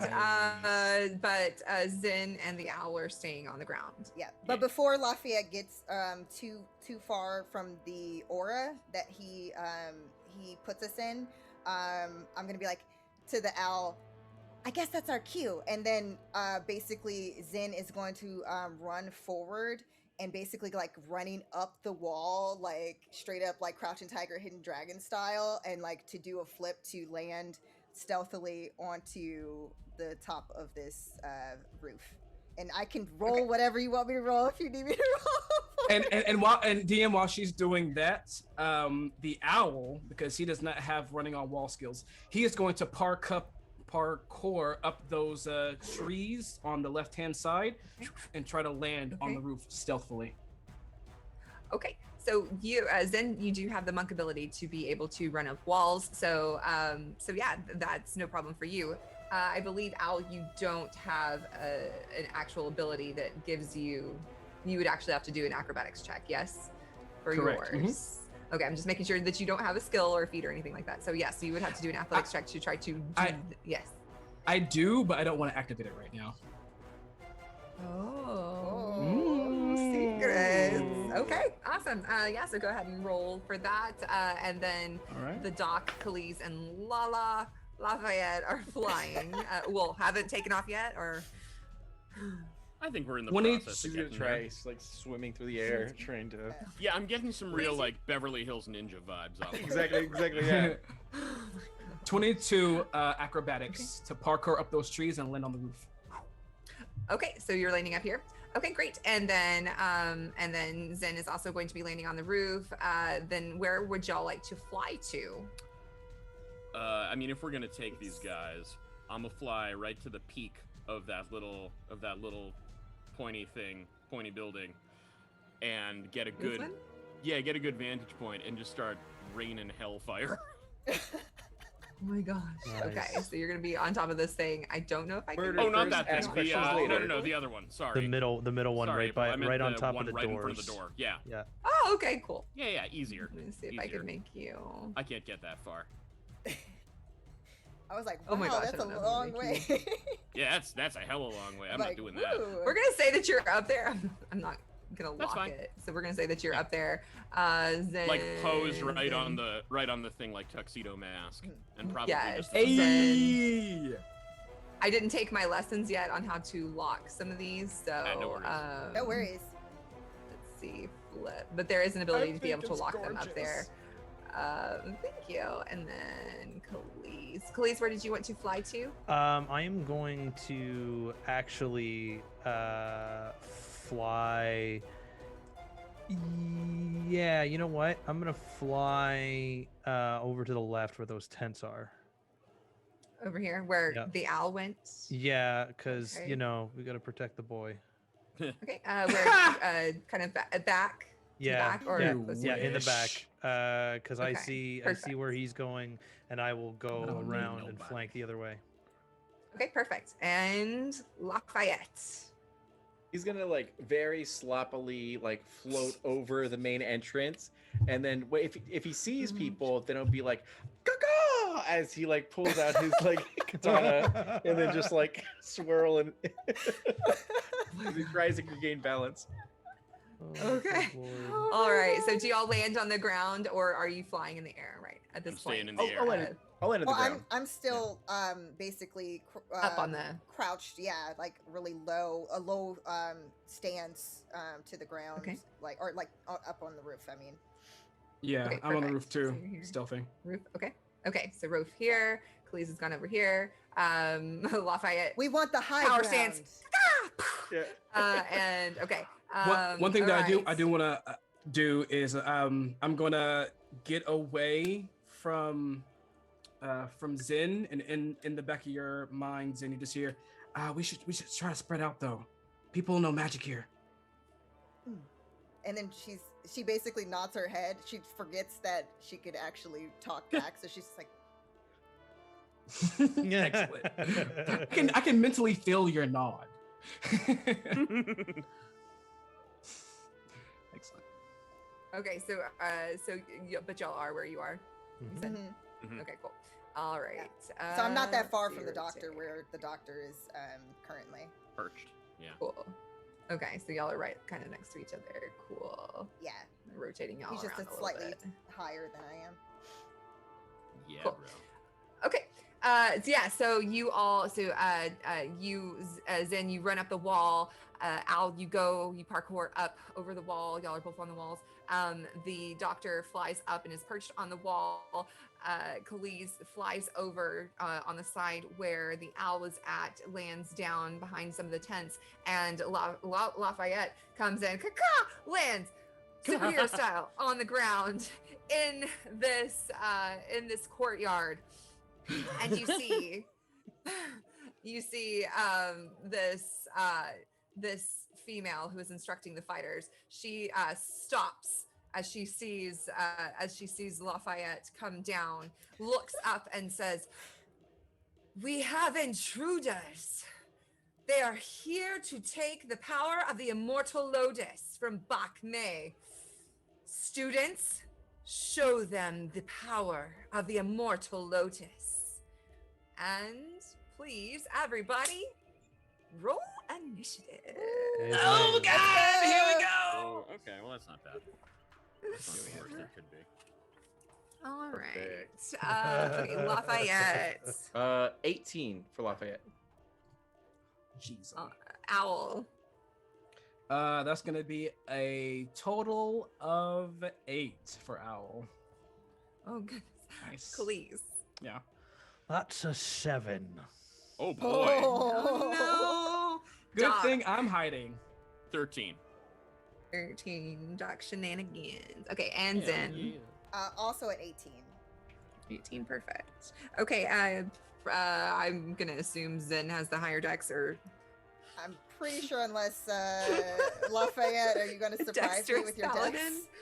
dex? I got a +1 to my dex, so I'm pretty sure you win. Yeah, +4. Yeah, yeah. Oh my gosh. Okay. And Doc, Kaliz, and Owl. At the top of the order, Zen, what would you like to do? Okay. Let's see. So, who's behind Lafayette? Lala. That Maddie? is so you and the doc. You and the doc are currently on this building. I just can't. Oh, walk y'all up okay, there at gotcha. this- So then, the closest foe would be the one to the left of the dock. You've got one. Yeah, you've got one here. You see another person here, and then some up here. Yeah, You've got I'm one to assuming the right, and then the one on the right. Mhm. I'm assuming that's about. Is that about 20 feet? 26. if you are up, or like then if it's I'm probably up, it's further. I would say about 25. Okay. 25. So you'll Okay. see Zen basically take the spear that she had attached to her back. She does like a twirl with it to have it to put it into her right arm and then she's like, let's hope this doesn't actually pierce their heart. And then she's going to try to throw. So what Zin is hoping in her head, she's going to try to do like the cartoon, like pinning someone to the, she's trying to pin the person to the building through their clothes with the spear. That probably is not what's going to actually happen, but that's what she's going to attempt anyway. Okay. God bless her. Yes. Oh my God. Not lying. That was a nat 20. Hey! Awesome! So for 29. That's awesome. Right at the jugular. 29 to Didn't hit the hit. heart because of the Wait. jugular. 29 to hit. To hit or okay, yes, nat 20 hits, yes, definitely. Okay. So you will do double dice plus your modifier for the damage. Okay, so that's 16 plus plus the 5. Okay. For now we're not doubling. It's not doubling the modifier. It's just plus 5. Yeah, 16 the plus modifier's not double. 5. Okay. So it's the so then that's the let's see. Yeah, the 16 plus 5. Okay, and that was then- already the 16 was already doubled. Or, Oh no, I have a 1d8. So is that full max die, or did I do it wrong? it's rolled. It's rolled. I'm It's sorry, rolled. sorry, Rolled sorry. double. My mistake, Yeah, my rolled mistake. double. Yeah. We are currently at 510. Oh, that is so awesome. So we have reached our goal for St. Jude, for the donation goal for St. Jude Children's Hospital, but you can still donate. We thank you so much everybody who's been donating. We really appreciate it. Raising money for the children. Thank you so much. We really appreciate it, but there's still a chance to donate down below. We'd love to get to $700 if we can. That'd be amazing. 700. Let's April, may let's I? go for it. Yes, you may. If we reach $700, we will do a second giveaway, and Dragon Rock RPG Design will give away one specially designed item, creature, race, or subclass for one lucky person. Ooh, that's They- good. They do amazing my. work. They made some Yeah. creatures, some really awesome creatures for Vault that I cannot wait for everybody to see. It's And of course, fantastic. Mortal Kombat, the special classes and races. Yes, which you can catch on video and on demand on the Initiative Orders VOD on Twitch and their YouTube channel. It was amazing. And then that was Excellent. 18 for the damage for that. Okay. So 18 total. Yes. Okay, cool. All right. Um, So you yes. Because I still have, so that was my first one. I'm going to, well, I don't know how, like, if this actually pierced the person versus, like, actually going through their actual, like, clothing to try to pin them to the wall. That was the goal, but if that's not what happened, that's totally fine. Well, with that nat 20, you're definitely going to, it's definitely going to slice into them and do some damage. So you slice into your spear goes through their leg and is stuck in their leg, and they're like Ace Ventura, like Okay, so they're so- like currently screaming at their leg. It's like, okay, I'll fix this. So she goes and then she does a leap down into like a superhero landing, and then she runs to basically remove the spear, but while she does that, punch them in the face. So that's her second attack. Hey, smooth. Okay, awesome. The old Love it. pull and punch. Yes. So that is a 15 plus 9. So I'm assuming that probably That That's does the- hit. okay. Yes. Let me see what damage I do. And then that's 12 additional damage. Perfect. She's going to expend a key point to do flurry of blows to then Yes. to Get then it. she Shit. puts her she does like a twirl with her spear to place it back onto her back. In doing so, she basically tries to kick them in the rib cage, and then with the same leg kick them on the side of the head. Okay. So like a double kick. Nice. Okay. I'm loving this imagery. I'm about So it. we have, so 19 plus 9 and a 19 plus 12. Oh yeah, you definitely 9 plus hit. 12. Yep. So let me do the damage for that, and that will be so for the first one, 10 additional damage and 9 for that They are last definitely kick. they are definitely bloodied. So you throw your spear, it gets stuck in their leg. You hop down. Oh no! Run up to them really fast. Grab a hold of your spear. Punch one, and then kick on the side of the head Double with kick. the other. Yeah. Yes, double kick, dealing the damage. They're kind of like, what's going on? Have the spear sticking out of the leg. See you coming out of nowhere. They're still breathing. We'll fix that. Don't worry. Doc, Okay, no. that's your turn. No. Yep, that's it. That's all all I right, can do. and Lafayette, is your turn. Great.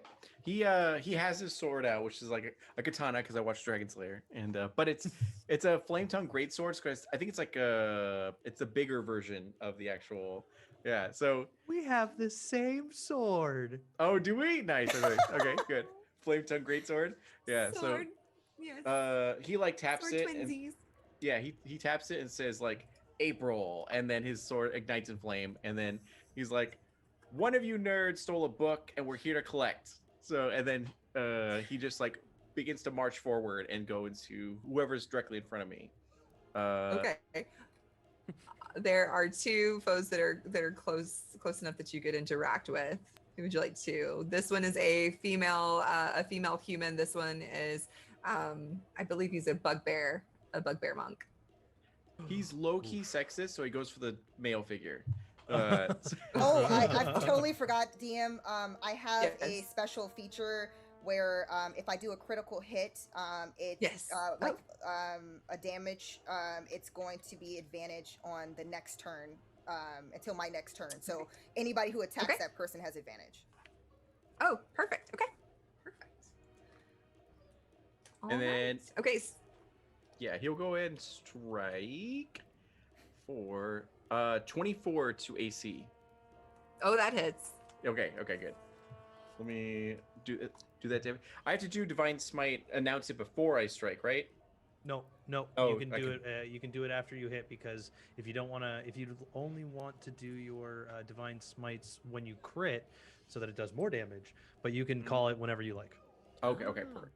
So I'll pop Divine Smite for this. So let me do the base damage first, which is 2d6, which is 4 plus 5, which is 9, and then we go over to Divine Smite, which is an extra 2d8. Ooh. And it does radiant damage. I don't know if it matters, but Okay. that'll be 13. So that will be a total of 22 damage. Oh, Okay. And then, and then let me go ahead and strike again with my second attack, which will be 21 versus AC. Okay, that definitely hits. It hits? Okay. Yep. So this was just gonna be normal. So that'll be. If a 21 didn't hit, I would have been like, oh my god. I know, right? I am What is unprepared. this? Oh, not against this one. This is a student. So it'll be Oh. 15. 15 damage. Okay. Awesome. All right. Perfect. Okay, and that was with your flame tongue greatsword, right? Correct. Yeah. Yeah. So you do your superhero pose. Boom. You come down.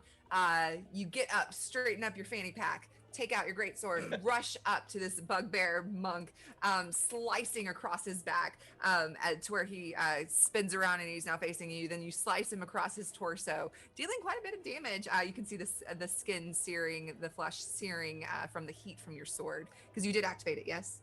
Yes. Yeah. And then okay. and Cool. narratively, a bit of edit to that. So when he lands on his knee, he'll be like, "Oh, Yes. my knee," and then he limps over to them. Okay, that's it. Oh, incredible.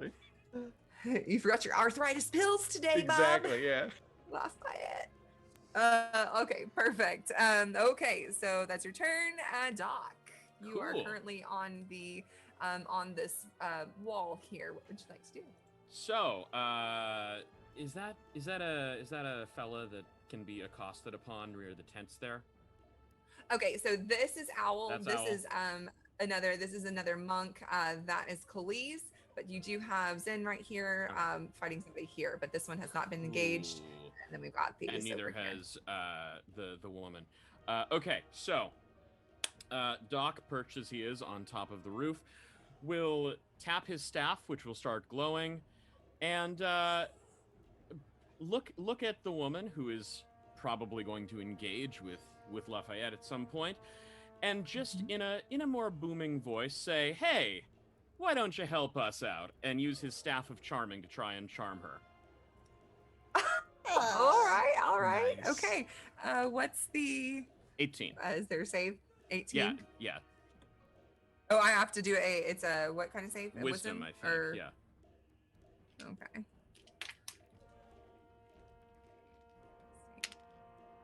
Oh, she might have. Nope. 15. Yay. So you So are she is charmed. And she does not yep, she can be charmed. So okay. So Nice. she is currently a friendly. How long does this condition last? I believe it lasts. Let me look here at my charm spell. And it ends if she is attacked by somebody. 1 hour. Yeah, it ends if she's attacked by a friendly. Okay, perfect. Okay, so she is currently charmed. Let's see.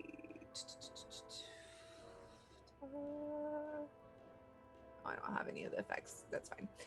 Okay, so she is currently charmed. I will write that down. Okay, and anything else on your turn? I am going to.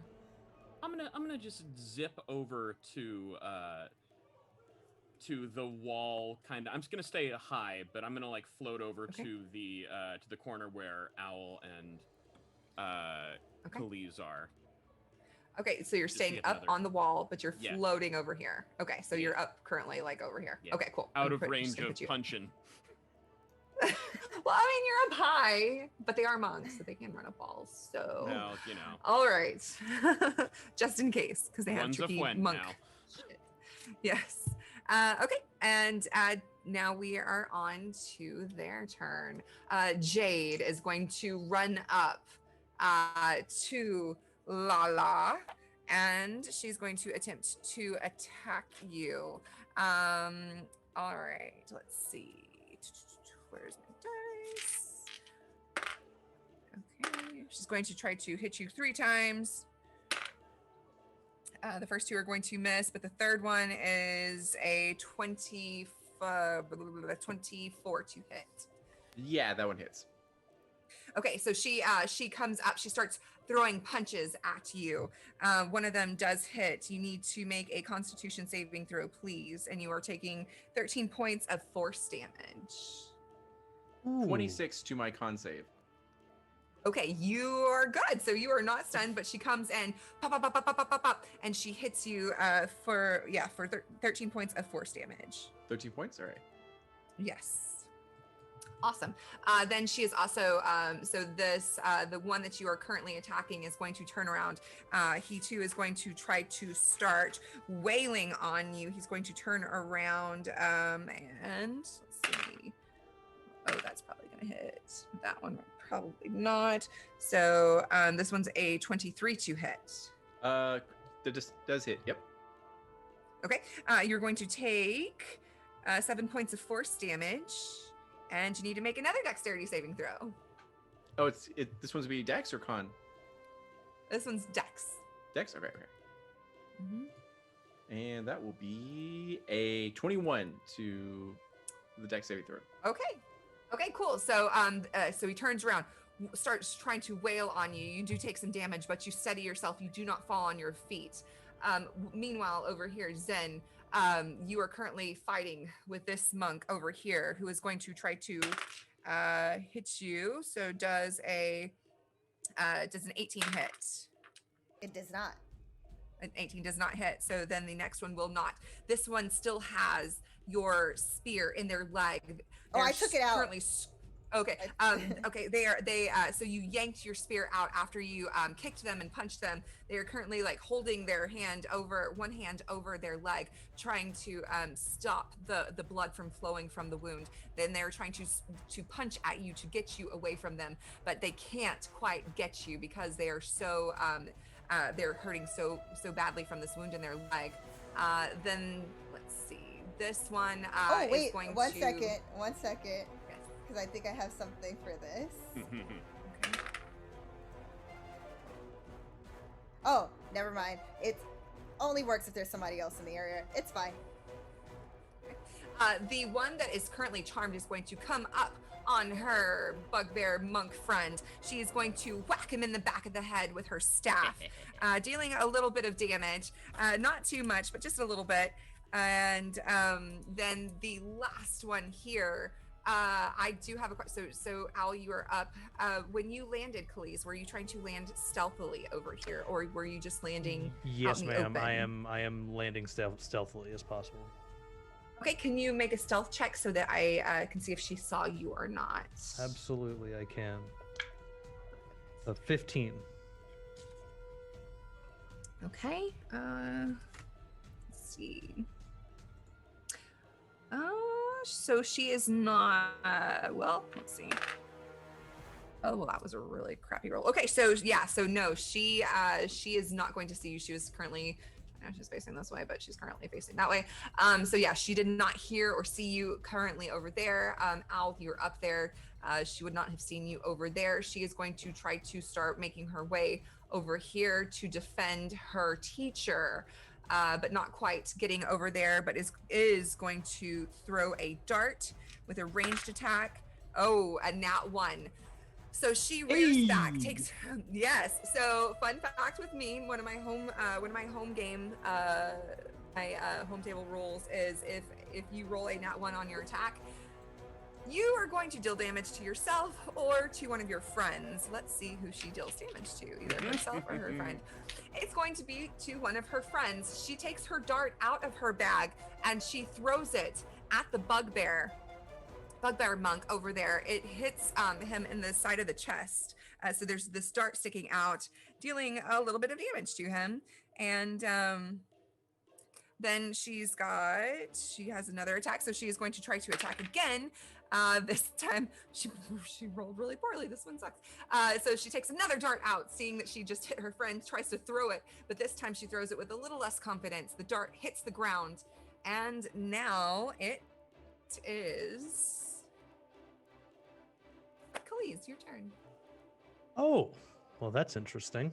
So Kaliz is going to take in the entire battlefield, seeing the eyes of that one individual change by Lafayette. The strategy is going to just shift a little bit. So I'd like, because I don't want to ruin this charm situation, I'd like a 20-foot cube to appear, consuming the two just in front of Lafayette. Okay, a 20-foot cube here. No, we're gonna go in front of him. So these two. Yeah, those two. Okay, yeah. So trying to corner here. Yeah, so right that it here. doesn't. Yeah, so that it doesn't touch him, but gets them. Okay. And what I'm going to do is I'm going to use my grasping tentacles feature. And as Kaliz's eyes turn crystalline blue, looking like waves on the ocean, their hand reaches out and the entire cube becomes water. And rising up is essentially Ivard's black tentacles. So they let me just use that spell and read it.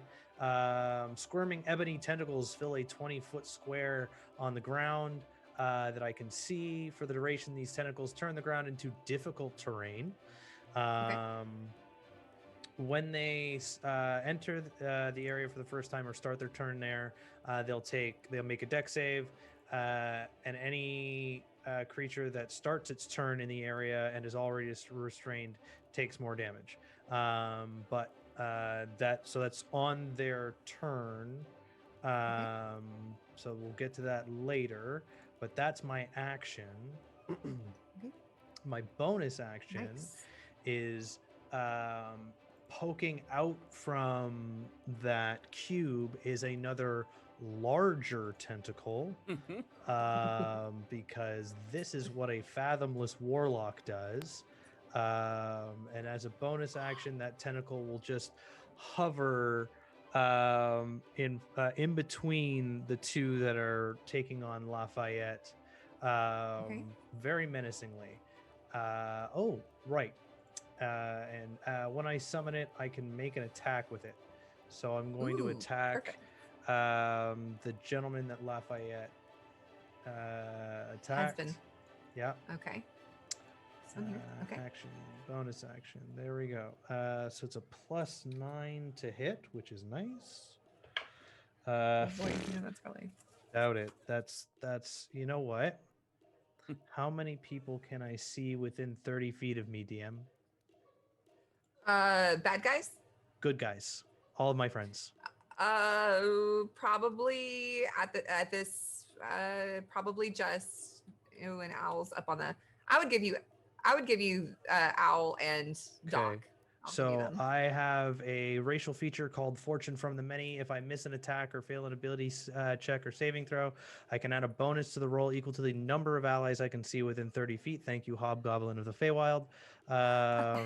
Nice. So would be a 13. We're going to make it a 15 to hit. Does that hit? That does hit. Yes. Fantastic. It does hit. It wouldn't have hit, but now it does. Perfect. Fantastic.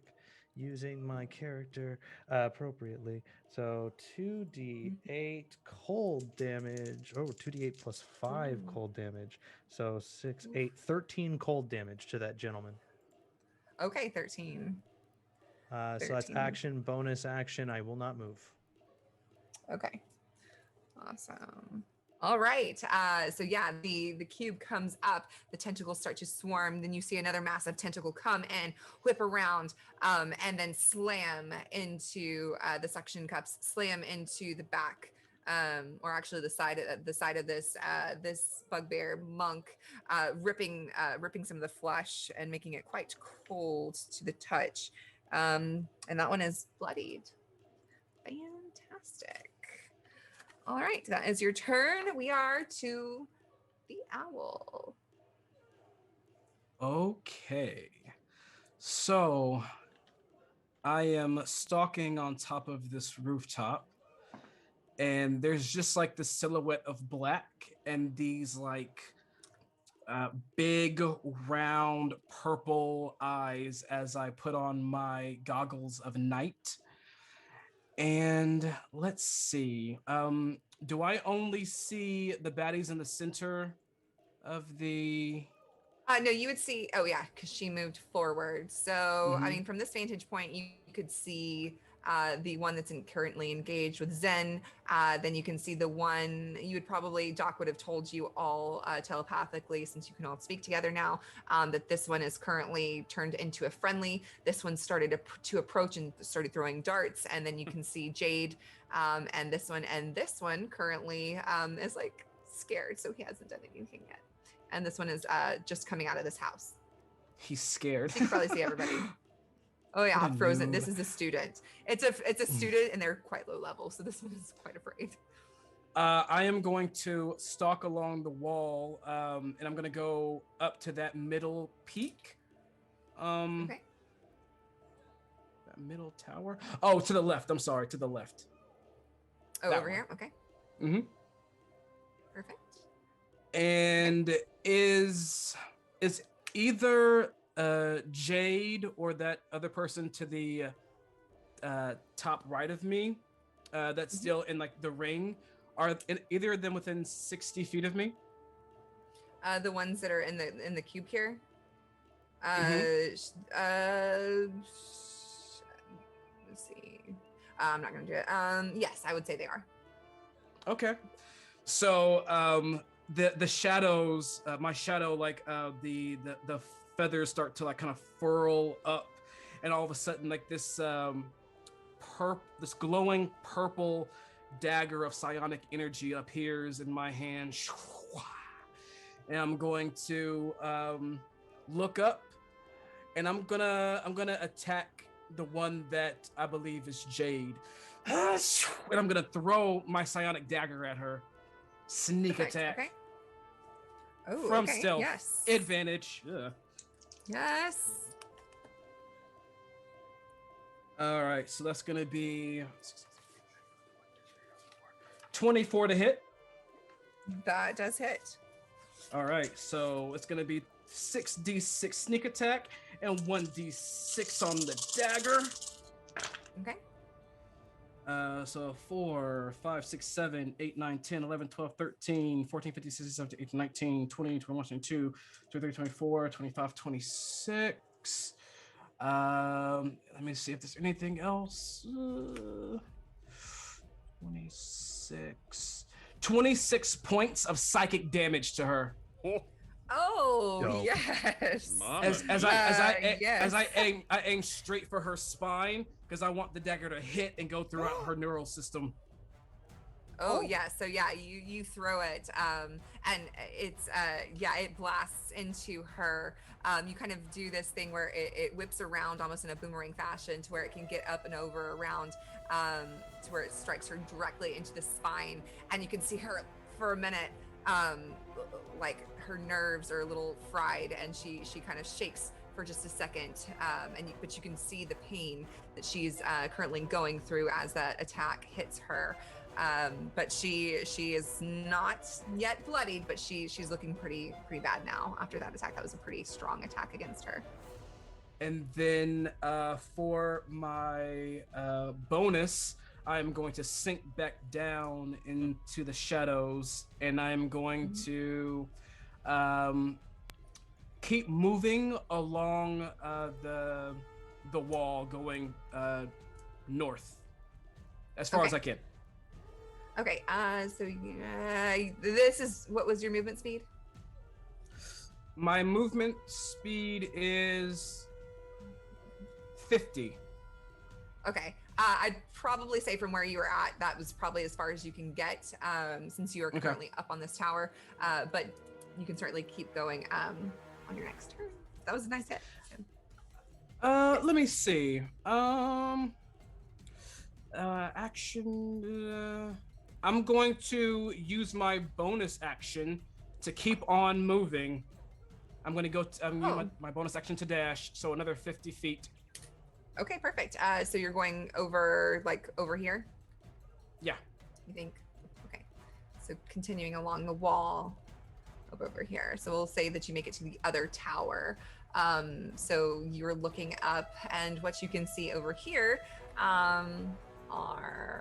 you can see another large structure over here. From this vantage point, you could see all of this up over here. You could probably see it from down here too, but you have a better vantage point of the other large structure up over there.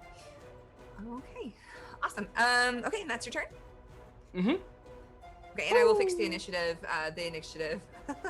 mix up on this next turn. So, okay, back to the top of the order, Zin. Okay, so Zin, like dodging those attacks, instinctively is going to do an upward strike to the chin with her palm, and then she's going to do a 5-inch punch at the side into the gut of the person. So she's doing 2 strikes. Okay, unarmed perfect. strikes. Okay, so one of them was a nat 1, so that is that's a 10. No. Okay, The other since one nobody is oh, go ahead. Yeah, go ahead. And Oh no, go ahead, and I'll tell you in a second. And then the other one was a 17. Okay, the 17 will hit. So roll your damage on the second one. You said the first one was 10 damage? Yeah, like Did it you roll a nat was, one? it was a nat 1. So if something happens, that's totally fine because that's fair. Oh, okay, can you go ahead and roll the damage for that too? Okay, so that is The first one was a 7. Okay, so you are going to try to do the uppercut to their chin. Instead, you are going to pull a shoulder muscle as you bring your arm up, and so you take 3 points of damage from that muscle strain. Wait, am I able? I'm not able to evade that. I don't think. No, because it's a now. Yeah, Since it's that a one? it's a I'm now. kidding. Yeah, it's That's a fine, it's that's a fun fine. little home You stub your roll. toe in the That's fine. process. And then the other strike is going to be a 12. Okay, for so damage? that one you bring over into the gut and knock the air out of them, so much so that they immediately start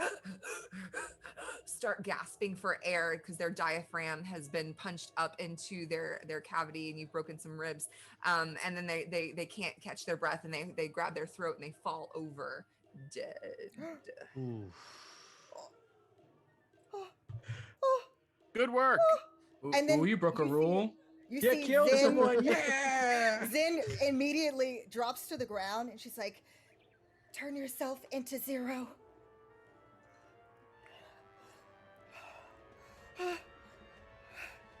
Rest easy in the other plane."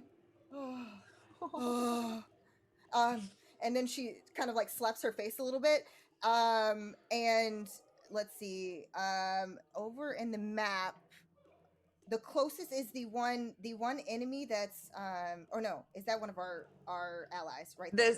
This so that's Lafayette, but this one is an enemy. This one's currently charmed, and then there's 2 more in front of Lafayette. So this one's the closest one to you. Seeing that, Zin is going to use her movement, which I'm assuming it's not even the full movement because my full movement is 55. I'm assuming that person's close. And I'm going to attempt to do Fury of Blows on that person. Okay, you're gonna run up to her and Flurry of Blows. Okay, go ahead and roll your attack. Okay, so for that person, it does a 12 doesn't hit, I'm assuming. 12 does not hit, no.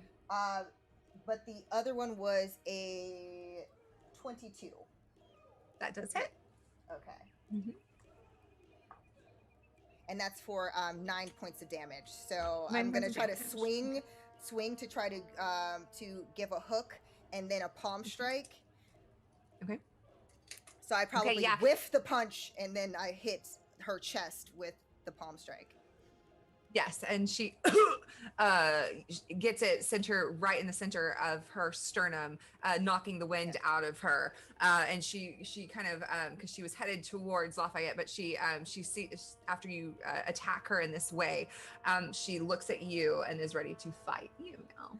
I will say that I do get the disengage action with Flurry of Blows for my style, so I'm going to disengage. It says your walking speed increased by 10 feet, so I'm going to disengage from her. After. Where would you like to go? I would like to go kind of back over to where that body was. Okay. Put you back over there. Perfect. Okay. Yeah, you took out someone, then you ran up to one of the people that was approaching your friend, new friend. Then you try to hit, miss, and then you get her right in the chest, knock her wind out, and then quickly start backpedaling back, like moonwalking back. Okay, and that is your turn. Yes. Okay, Lafayette, it's your turn. Zinphine was not your lover. She was the monk that Just placed gonna her. bring back. She There was we go. Okay. Perfect. I'm gonna go ahead and let's go ahead and do it. So the bugbear, I'm gonna go ahead and continue my attack. I'm gonna use Flame Tongue Greatsword properly this time. So we're gonna roll that really quick. So that is 17 versus AC. That does hit. Does it? Okay. Wait. And Jade is also right in front of you. And how, using my passive perception, how healthy does this creature look? Is it like, does it seem bloody or does it seem pretty healthy? The bugbear is he's on his last leg. Oh, last leg? Punch. Okay. Oh, I should have punched then. All right. Okay, then I'll go ahead and just use my normal. So that's 10 damage, and then it will be. So that will be 17 damage. Okay. And that was with your greatsword, right? Correct. Yep. Okay, yeah, you slice into him, cutting a big gouge out of one of his love handles, and the blood is so much so that he is exsanguinated and he falls to the ground dead. Perfect. And then I'm going to Got turn him, to Jade, right? That's the other person. Yes. Okay. Mm-hmm. Look to her, and I spit blood into her face before swinging my sword to go and like hit her. Ah. Okay. And then let me go ahead and do this. Oh, bless. All right. I'm gonna whip out all the damage I can do. So I got 26 for AC. 26 definitely hits, yes. Okay.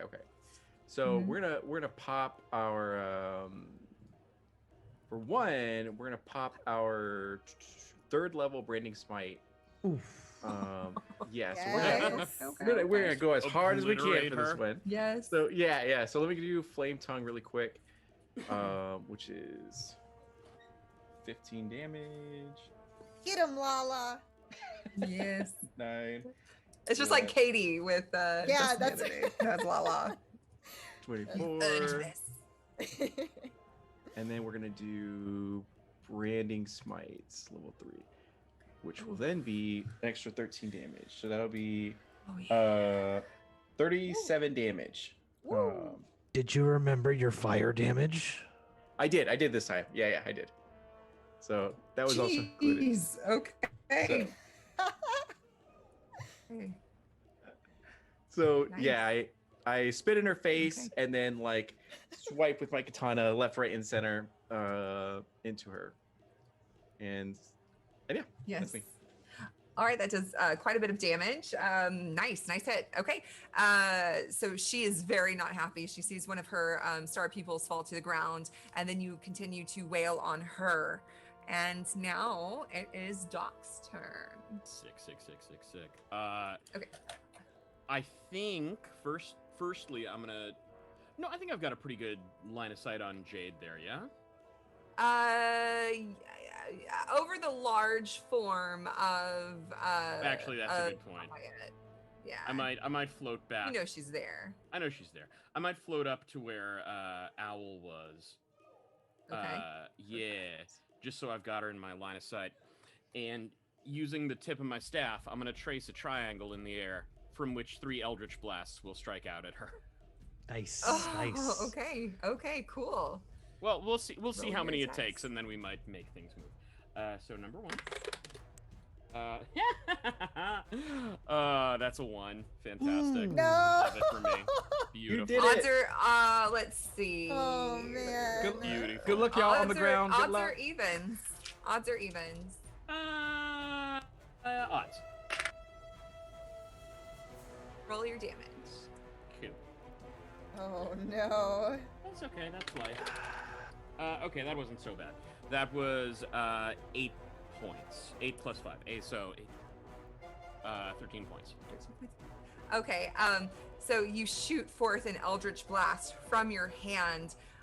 You miscalculated, and you end up hitting Lafayette. It blasts into the didn't even know it was coming, but blasts into the side of Lafayette from behind. I was like, Dealing, did you guys see that? Dealing 6 points. 6 points of damage. points? To Okay, so we Lafayette. love that. Okay. Sorry. You're good. You're totally fine. Okay, I love so friendly damage. It's like my favorite. it's great. Number 2. Oh, that's much better. That's a 28 to hit. That does hit your target. Yes, thank you. Wonderful. Good to hear. And that is okay. That is 15 points of force damage. Okay, nice. And you still have one more, right? Yeah, and one more. Cool. There we go. It was a 2. That's 12. Oh. So the other one 12. whips. Okay. Oh, okay. So the last one didn't hit. Okay. Last one. Yes. Yeah, that didn't hit her. Yeah, but you so you throw you shoot another Eldritch Blast, this time correcting and shooting her, getting, I mean, it's going all over her. Then you after the blast of that one, you move your hand over just so slightly, and it shoots and it hits the ground behind her. This time you went boom, boom, boom. So the third one did not hit, but That's okay. yeah. That's life Good, sometimes. good turn. At least you didn't hit your friend again. It's fine. Yeah, that's nice for you. It's hard. It's Yes. hard shooting from the air. I like that for you. Okay, cool. And I'm just gonna stay perched on top of the tower there. Okay, perfect. Jade is going to go ahead and she is going to. So what was the effect of the cube again? You said. Oh, she needs to make a dexterity saving throw. Oh no. DC 17. 14, what was it? 17? DC 17 dex save. She rolled. It was a 16. Wonderful. So yeah, she fails. So she is going to take 12 points of bludgeoning damage, and she becomes restrained. Oh. Nice. By the I almost feel tentacles. bad. By the these octopi tentacles kind of wrap her up, one going around the neck, one going around each arm, and then one big one wrapping her legs like completely together. All right. So you have wasted her. And so as these tentacles slap into her body, wrapping around her, she's suspended in the air. Her body becomes limp and lifeless. As the tentacles crack and pull her body in different directions, I would like to know, DM, is Jade within 60 feet? Of you? Yes. Most certainly. I am going to use my reaction to use my Mystic Arcanum, my 6th level spell, to pull out a small silver cage, and I'm going to open it up, and her soul is going to be trapped inside of it as I cast Soul Cage. So her spirit floats out of her body, comes over to my little cage, and I capture it, and I go, "We're going to have questions later," and I'm just going to tuck it back in my pockets. Did I see that? Fantastic. I must have seen that. I mean, you're right there. You saw that. You definitely saw that. I just want to shout down. That was cool. That was a cool thing you did. What percent I didn't see that? Oh my gosh. That's awesome. Really goth. Fantastic. Well, so since she is dead, and that's your turn. Oh, it was her turn. That was my reaction. Oh, that's what I was saying. So that. So that's the end of your turn. Or it was her turn. So she died. Mhm. So now it's her friend's turn. So this one is still friendly. Is going to come over and start to try to hit her. This one is going to try to run over here and hit you. This one is going to come out and start making their way towards the fighting ring, since they can't get up here. And then, so this one is going to make, oh my gosh, I rolled another nat one. And then the other one's not going to hit. So this one, she was attacking first. So this one is going to end up damaging herself a little bit. But since it's against herself, it's not going to break the charm. This one is going to try to hit her. She's going to take an attack of no. She's going to try to hit her friend because her friend's hitting her and they don't like each other. That's fine. She is going to deal some damage to her. So these two are currently fighting. This is the way of these people.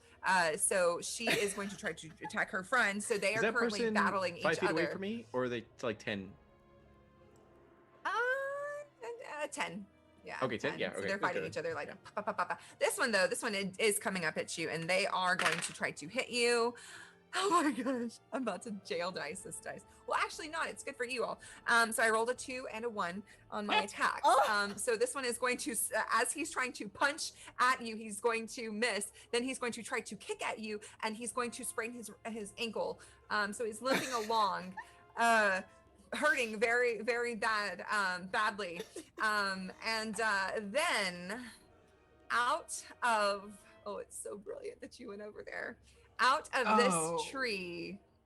this tree, Owl, you hear from atop the tree, Very few people would attempt to come here. Let me show you the fury of the Immortal Lotus.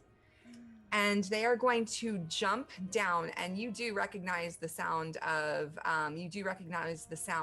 this voice. They float down from this tree to where you are, standing right in front of you, and you do recognize the voice of this person as Jalen. They float down, and they float down from behind you, and they are going to attempt to hit you 3 times in the back. They have disadvantage to hit me. They do? Okay. Yes. They do? Okay. Yes. Cloak of displacement. Okay. Yes. I'm okay with this. So disadvantage. So I'm going to re-roll all 3 of these then. Okay, so that it would still be one of them hits you. Okay. So you need to make a Constitution saving throw. Okay. You're fine. Let me just look at that. Con +2. Great. Con +2. All right. Let's see. It's 8 force damage. 8 force damage. All right. Let me mark down 8 force. And for the con save, I got a 14. Well, before I completely say that, wait, I have one other thing. Okay. Psionic abilities. Here we go. Psi bolstered neck. I can roll a d10 and add it to that number. All right. Oh, I'm using one of my okay, psi good, 'cause die. you failed. Oh my god. Did you roll? I rolled a 1, so 15. 15. Oh dear. So I got Revivify. You're fine. 15. 15 was the number. You are not. Oh my god! You are not stunned. You are not Dang, stunned. That was dude. the number. That 1 was all you freaking needed. I was like, Oh please. my gosh. So they jump down. Are in full mask and samurai or monk style. Not samurai. Completely different. Monk style garb, hiding their face. Jump down. You recognize the voice. They start hitting you in the back with their fists. You do take a little bit of damage, so 7 points of damage. But you're able to not. They just miss the pressure point that would have stunned you.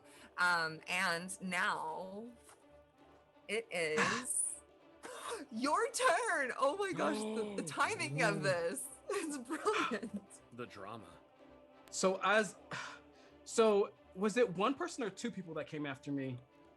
1. They were hiding up in the trees, and they said Okay. these things to you, floated down, and then hit you, came behind you, floated down from behind you, and hit you in the back. This person that dares to use Jalen's voice, that dares to dig into my mind to pull out his voice. Tell me what he looks like. So you turn around, and you're looking dead in the eyes because the mask is over the face. They're completely covered in clothes. You're looking them in the eyes, and your heart stops. This is the eye. These are the eyes of your brothers.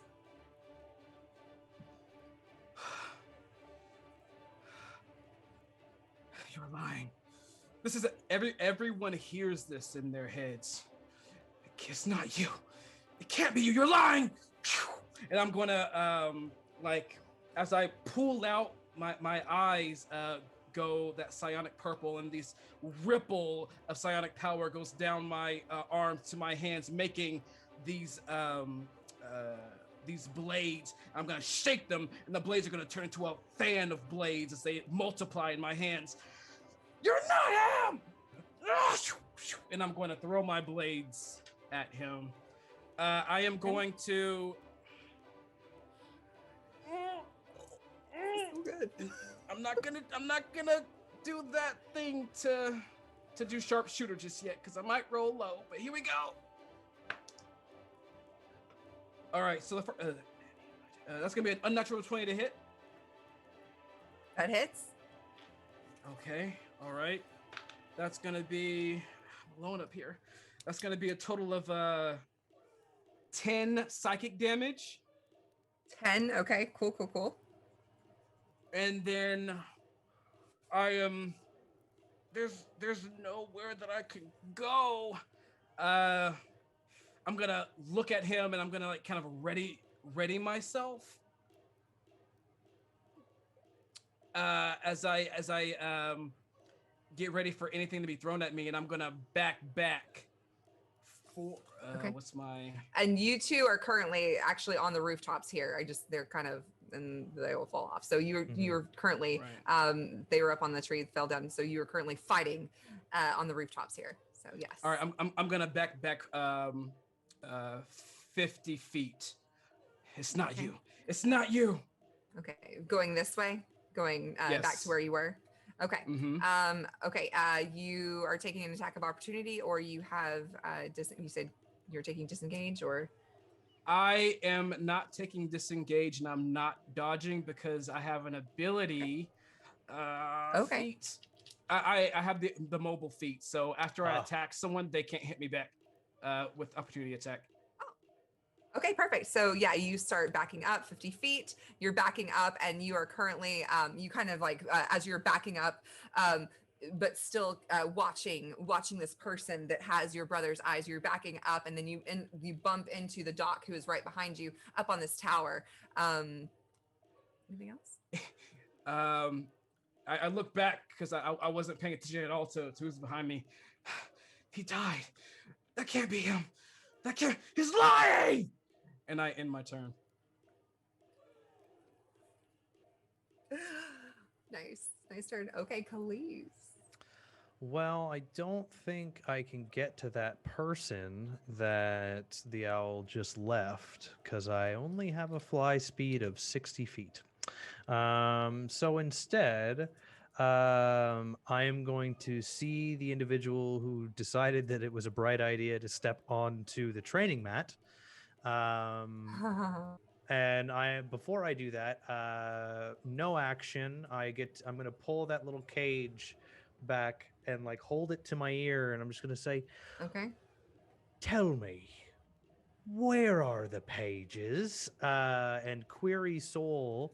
The soul knows only what it knew in life, but it must answer truthfully and to the best of its ability. The answer is no more than a sentence or two and might be cryptic. Okay, no more than a sentence or two. And then what was the question specifically again? Where are the pages? And they have to answer? They have to answer truthfully. Okay. They are with my master Bakme.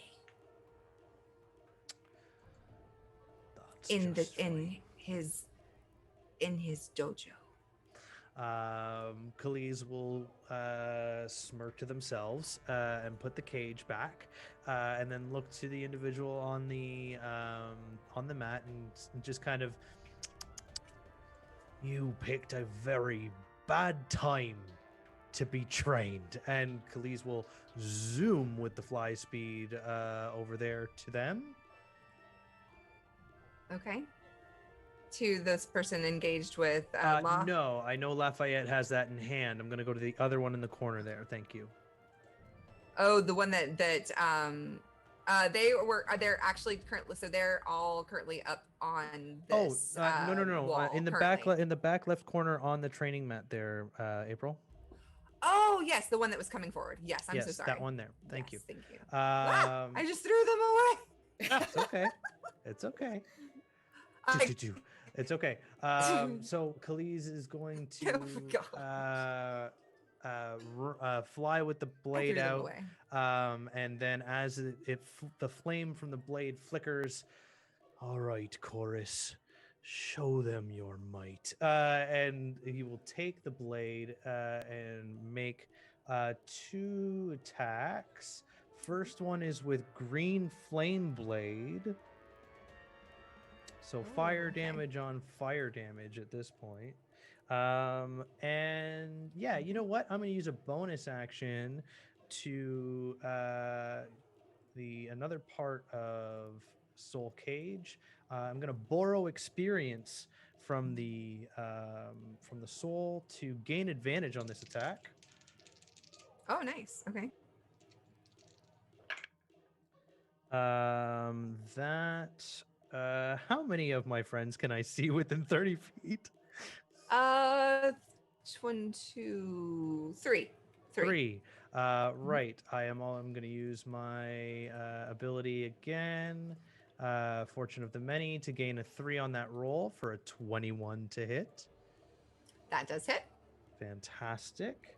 So that's 1d8 plus 2d6. Green Flame Blade is another 2d8 fire damage.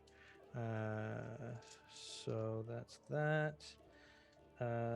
Wonderful. This is going to hit like a Mack truck, I swear to God. So, geez.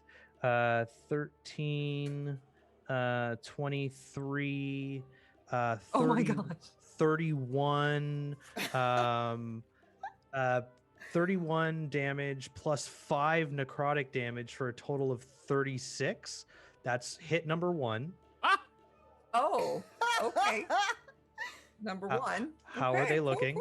So was this dude just vaporized or something? Overly bloodied. Overly bloodied. But still standing, yes? Yep. Barely. Okay. Second hit. 19 on the die for a 29 to hit. Yes. I brought Kaliz to play today. Oh, I see. Oh, yeah. And that. Oh, good lord, son. With the boots. With the boots. Exactly. Yes. That is 18, 26, plus 5 necrotic damage for a total of another 31 points of damage. And Kaliz is just yeah. wah, So wah. So this one who had just came out of their house and here's all this fighting comes. What is all and this then going all on? of a sudden Yeah. is what's going on? And then all of a sudden you just fly up on her and just wah, wah, wah, wah, just wail into her. And I mean, she didn't know today was going to be her day, but it was. And she It was just- not her she- day. That's what it she's was. It's my dead. birthday, and then like It was not. Water. Yeah. My party. Raiders! So yes, she's gone. We have yay! Oh, we get Devil's Raiders Luck Luck Gaming just from- rolled in. Hi. Thank you very much for Thank coming you, in. Devil's Luck. Yes. Oh, yes, we do. We love you guys. Thank you so much. That's fantastic. So welcome. We are in the home stretch of a one shot for that we're doing for charity for St. Jude Children's Hospital. We have already reached our goal. We are at what is the number? If somebody can look at it. $540. Yay. We are at we are at $540. If we can get to $700, then we can do another giveaway from Dragon Rock RPG Design. So if you would donate in the link below, and we appreciate it. Okay, so that's your turn. Yes. That is all that I can do with my turn. Yes, thank you.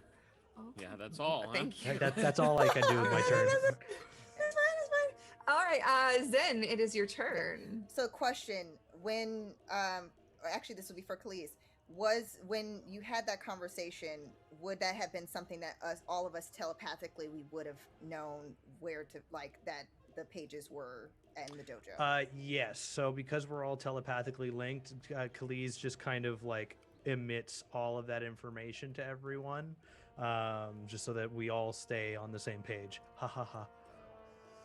Okay, so in hearing that, Zin is going to go her full movement to try to get behind, I guess it's that kind of like almost gazebo looking thing, to try to go to the other side.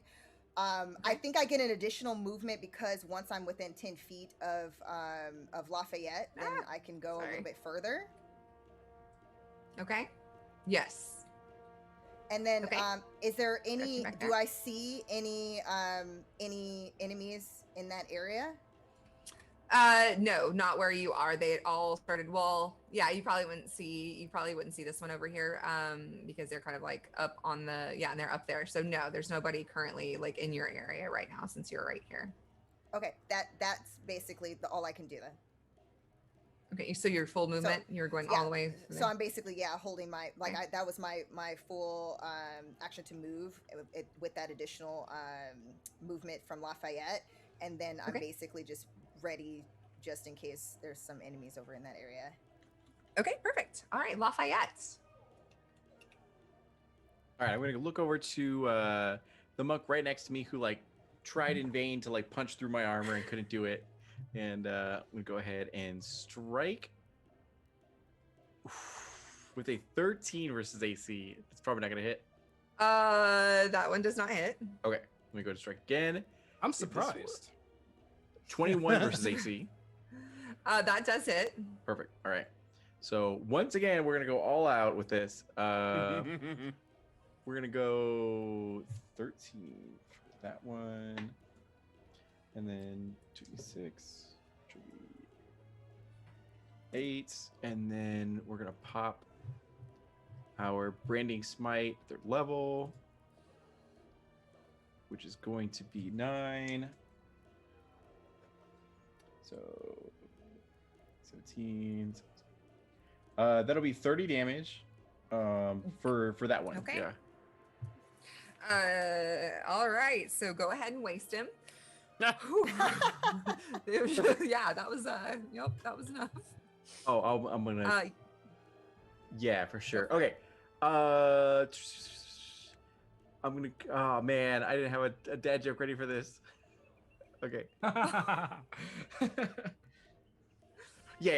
So I'll take my katana, which is my giant katana, and then like stab into him and lift him off the ground and look him in the eyes as his like life is fading from him, and be like, my boss told me to have a good day, so I went home, and then like just throw him to the ground and pull it out, and then that's my turn.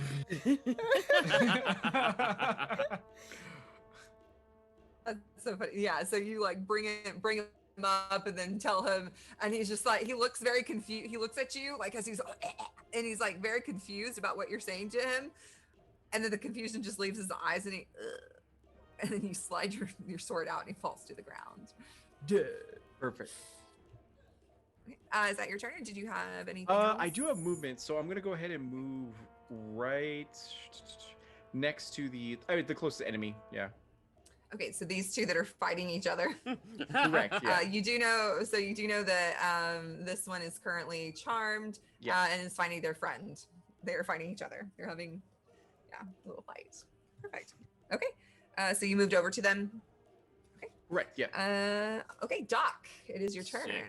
Can I? I just want to use a free action to talk to the owl and just be like, "We are good to hit him, right?"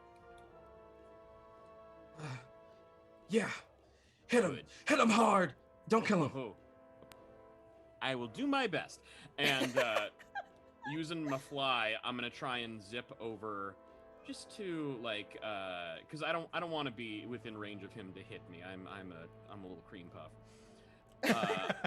I'm gonna move out to like near the center of the training mat, but still airborne.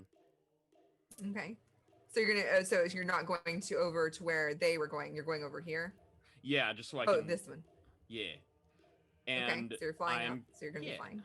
And I'm gonna conjure another 3 Eldritch Blasts and try not to hit a friend this time. Oh. Okay, so you're going to try to engage with the ones that are currently fighting Lafayette. I'm gonna try and hit the Jalen one. Yeah. Okay. Cool. All right. Number 1. Okay, that's a little more like it. So 26 on the dice. So, or 26 with the, the thing. Yeah. 16 on the dice plus 10. Thank you. Yes, with the modifiers. Yes, that's the one. Yes. That's the word. And that is... D100. There we go. Ooh, that's good. That's 14 force damage. Okay. Okay. Cool. Okay, 14. Second one is an unnatural 20. Perfect. That hits. And that is... Oh, that's not as good. That's 8 force damage. Okay. And the last one is oh, that was so close. That's a 29 on the Ooh. with modifiers. It keeps teasing you. It keeps teasing you. I know. And that's 7 force damage. 7 more. Okay, nice. So yeah, you hover up above your friends. You hover up over Kaliz, kind of close to where Lafayette is currently fighting or engaging these two people that are fighting themselves now, the enemies that are fighting themselves, and then you turn around, look at where this person that Al was just engaged with, and then you shoot forth 3 eldritch blasts, just hitting them center mass, causing them to stumble just momentarily. They are looking pretty rough. Is that your turn?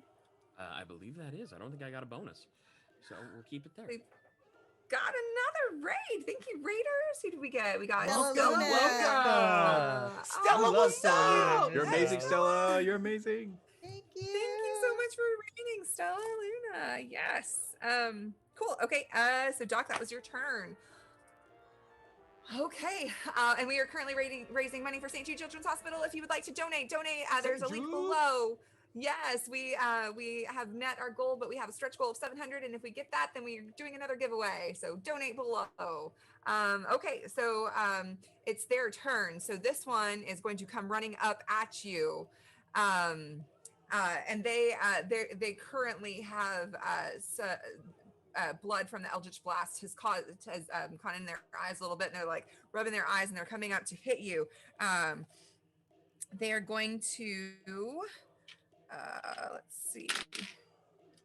They have disadvantage to hit me. Oh. Okay. Okay, good. Because. Oh boy. Well, I rolled it. So the other 2 wouldn't have hit. Even so, that was a nat 20, and then I re-rolled it, and it rolled a 19. Oh. So you are going to take. Let's see. I'm just trying like to dodge everyone. One gets 11 points of force damage, and you need to make another Constitution saving throw. What are you doing? All right, so 11 on the die plus 2 was 13, but I'm gonna use another psi bolster, which is a D10. Don't roll a 1. And I rolled it, and I rolled a 10, baby. So that's 23. Oh my god. Okay. Yeah, so they come up, start punching you, still trying to blink as they're punching you, doing a little bit of damage, and then try to get you in the sweet spot again to stun you, but don't quite get it. And they look up at you. They after rubbing their eyes, they look up into you right in your eyes, and they say, "Timothy?" And that's going to be their turn. What? And then let's see, these 2 are fighting each other still, because you, Lafayette, you didn't hit them yet. So they're, oh my gosh, on that 20. Oh no! Just do it. That's karma for us in chat. Okay. Another raid. Wow. So Welcome. Whoa. Oh my gosh! another raid. Thank The you so much, DAT. raiders. The That DAT network. network. What's up, fans? Oh my Welcome. gosh. Yes, thank you so much for raiding. We are playing this one. So they are fighting each other. This one hits this one so hard. Friendly fire. Wait, that, hold that on. They end up killing their friend. Oh We're no! at $815 for. Oh my You gosh! surpassed St. it. Jude. Thank Oh you. my gosh!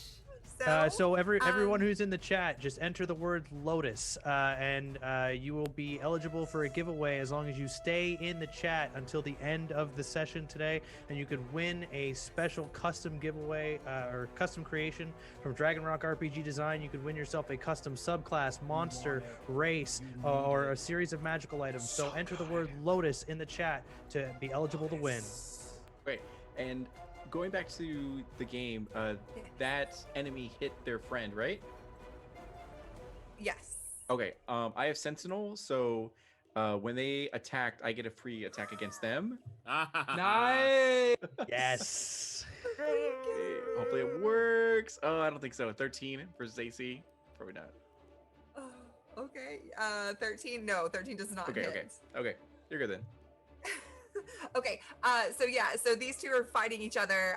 This one knocks the other one square in the jaw, making their neck whip back, breaking their neck, and they fall over dead. And that was the one that was charmed. So currently, they are still up, but that was both of their turns. Then Steel Crane already made theirs, aka Jalen. And now we are going over to now it's Owl. It's your turn. The drama. What will you do? He's right up on me. This is so bad for a rogue. This is so bad for a rogue. What is this? How? And I'm going to psi energy is gonna ripple down my arms into my hands as these blades of glowing purple energy appear. Besides Jalen, is there a baddie within 60 feet of me? Yes. One left. There's one left. There's one left. Is it that student guy? Yes, one of the students is left. Mm-hmm. Yeah, one of the students is left over here. Everyone else is dead. Who's that big guy by the student? That's Lala. Excellent. So after I yell out, what is this? I'm gonna turn around and I'm gonna sneak attack that kid by Lala. Just dagger after dagger. I'm just gonna start throwing this like a barrage of glowing purple daggers right at him. Okay. There's so much angst. Yes. So much all angst. the teenage angst. But you're not moving. You're not moving, right? You're staying there. I'm not moving yet. I'm staying there. Okay. So it's gonna be 18 to hit that student. That does hit. All right. So that's gonna be 12, 13, 14, 15, 16, 17, 18, 19, 20, 21, 22, 23, 24, 25, 26, 28 points of psychic damage as all of them kind of pierce his backside and they focus into his spine, is in his head as I give that psychic damage. And I am trying to not kill, just knock him out psychically with my blades. Okay, well, you do so because that was enough. That was enough. That was enough to knock them down to 0 HP. So they cannot. They can be on the cusp of death if that's what you would prefer. But yeah, so you turn around and start throwing these psychic blades into them, and you can see they grasp their head, start screaming in pain. No. And then they fall to their knees. And then they are cradled on the ground in a cradled position. They're on the ground in a cradled position at the feet of Lafayette. Yes. Bonus action. I'm gonna look back at Jalen, and another wave of psionic energy goes down my arm into my hand as this katana almost appears in this glowing psionic energy, and I hold it to his neck. Speak. And I end my turn. Okay. Kaliz.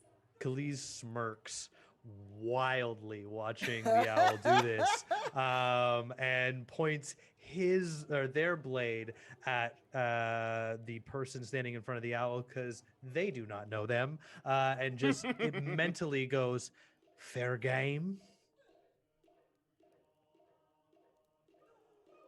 Mute it. Fair game. I think back. So Kaliz hovers about leave him alive. 2 inches off the ground, and then floats directly behind them to flank. Okay. Perfect. I do believe the children are saying you done fucked up, and then Kaliz is gonna go to town. With advantage because I'm flanking? Yes. Green flame blade. So first attack is a 26 to hit. That hits. 2 plus 2d6 plus 1d8.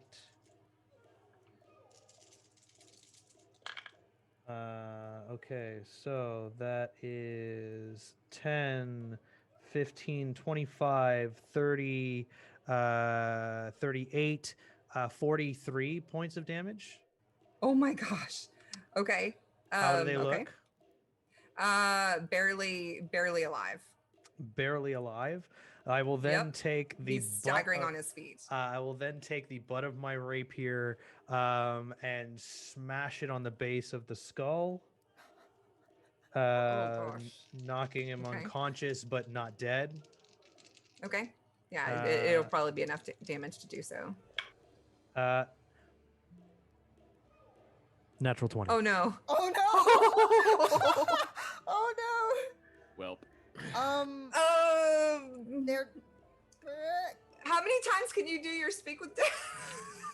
Oh, I'm good. I can do it at will. I have revivify. You know what? I will so- say, I will say that you do it. So the nat 20 will. I'm It's going to just- do a little it's like we do just with the 2d20. precision.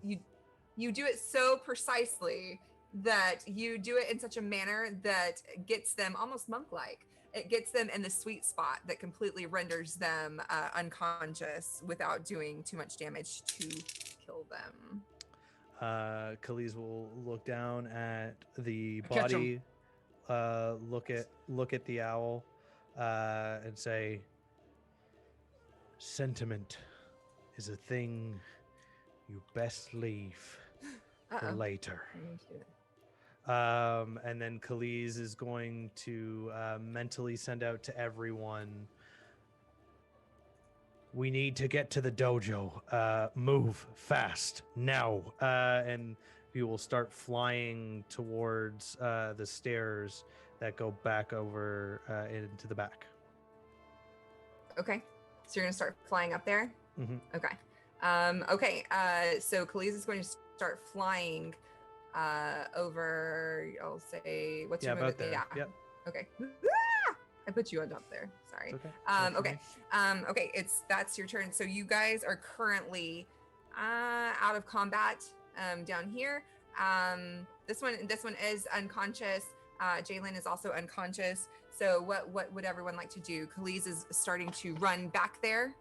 Oh, I'm already basically like probably the closest to that. Okay, yeah, I'm because you continue rushing- to run. Yeah, I'm Okay. rushing my full movement to try to get Okay. to towards the dojo as fast as I can.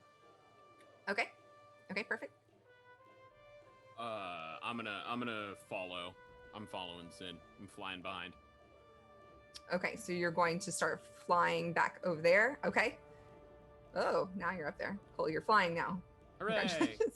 Okay, anybody else? Okay, so Owl, your person that's claiming to be Jalen is currently at your feet unconscious. Lafayette, what would you like to do? You are also above somebody or hovering over somebody. They're down, they're unconscious, but Yeah, I'll go ahead and head over with the group up to the main place. so you're gonna start running. You're starting to run. Okay. Yep. What would you like limping. to do, Owl? Yeah, exactly. Yeah, you're like, okay, getting on. Okay. As I hear that from Kaliz, and everyone just starts flying and darting up there, I kind of watch him run by, and I look back at this person. I can see my brother's eyes through a mask. Could you remind me what their mask looks like? So it's just a black face covering that matches their garb. So it's just pulled over, kind of like a ninja. Best way to explain it, like a ninja mask, where it's just over their face currently. I pull down the mask. What you see when you pull down the mask is the face of your brother, but it is heavily scarred. You can also see from where he has fallen, part of his shirt has been lifted up, and you can see scar marks all over his torso. Very old, well, not old, but years old scar marks that look like they had been healed over with some type of magic. Owl has tears running down his face as he traces the scars that he felt when they all went in, and he's just gonna let them rest for now. and he's gonna like wipe his tears away so no one will know. Everyone mentally knows. You can mentally feel me crying, but he's gonna wipe his tears away and he's gonna ninja run behind everyone else. Okay, so you gently put down the body of your brother, and you start running after everyone else. And as you all get up here and you make it into the temple, before you see this he's got very long white hair, a very long white beard, and very nice, elegant robes. They are white with beautiful gold trimming around them, with a golden lotus also embroidered on the robes.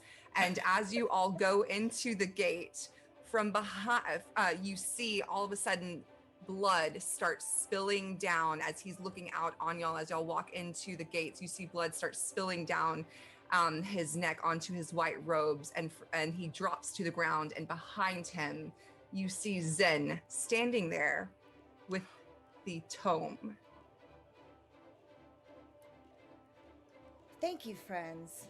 You made my job so easy. She then pulls out from her bag a cape of Montebec that her monastery had for years. She ties the cape around her neck, and then just like that, she swoops the cape around herself, and she's gone.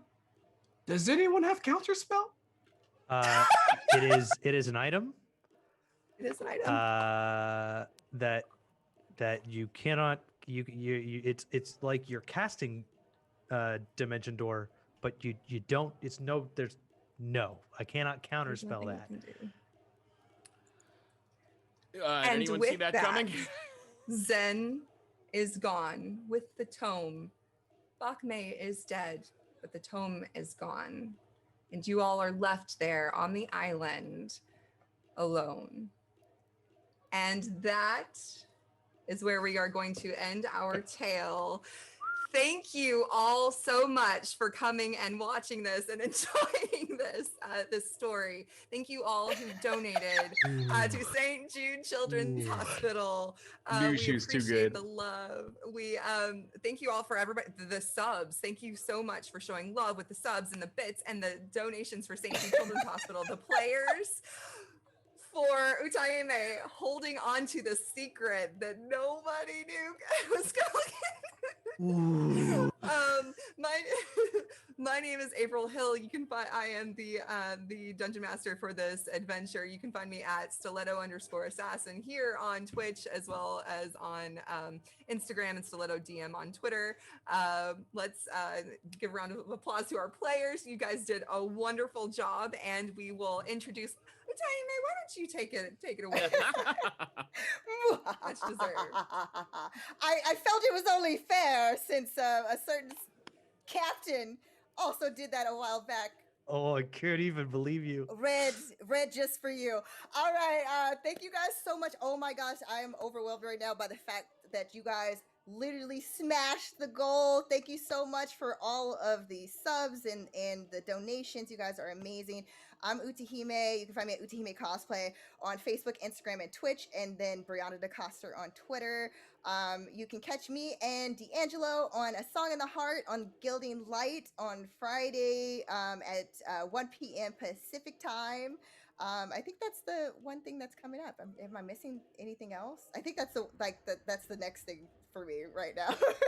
But thank you guys again so much for all the raids and everything. You guys are amazing, and for everybody who I got to play with tonight and our amazing DM. Seriously, this was such a blast. And Initiative Order, thank you for letting us do this.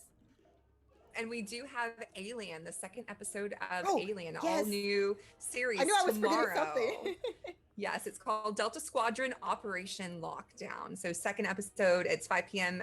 Pacific Standard Time tomorrow. So you're definitely going to want to stick around and check that out. Even if you're not an Alien fan, but if you are, you're definitely going to want to. But even if you're not, it's intense and creepy and amazing. So You're definitely going to want to check that out tomorrow. We will swing around over to the doctor. Hey, wow. I'm Jesse Inocalia. Follow me on everything at J Inocalia, Inocalla. What do I have coming up? Oh, I'm doing Sirens next week. I'm going to be guesting on Sirens For that.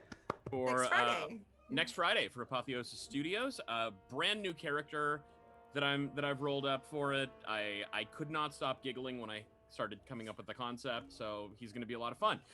Additionally, watch The Dragon Prince on Netflix. There's 3 seasons. We got 4 more coming, so you better be prepped for those. It's going to be really good. And I'm so excited. yeah. We got There's the gonna full be saga. Full Yes. saga, 7 seasons. And I think I'm doing something with Color World in June or something for Through the Moon. I don't know. Follow me and you'll figure it out. But yeah, this has been so much fun. Thank you so much for having me. I always love playing with y'all. And dang, did not see that coming. That was dope.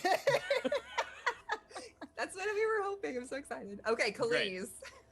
Kaliz. I am saltier than the sea. My name is Rene Beauregard. You can find me at Dragon Rock RPG on Facebook and Twitter. You can find me at Dragon Rock RPG Design on Instagram, where me and my partner Daniel Lieberman will make 5e supplements. You can check us out there and on DM's Guild, searching the icons of horror.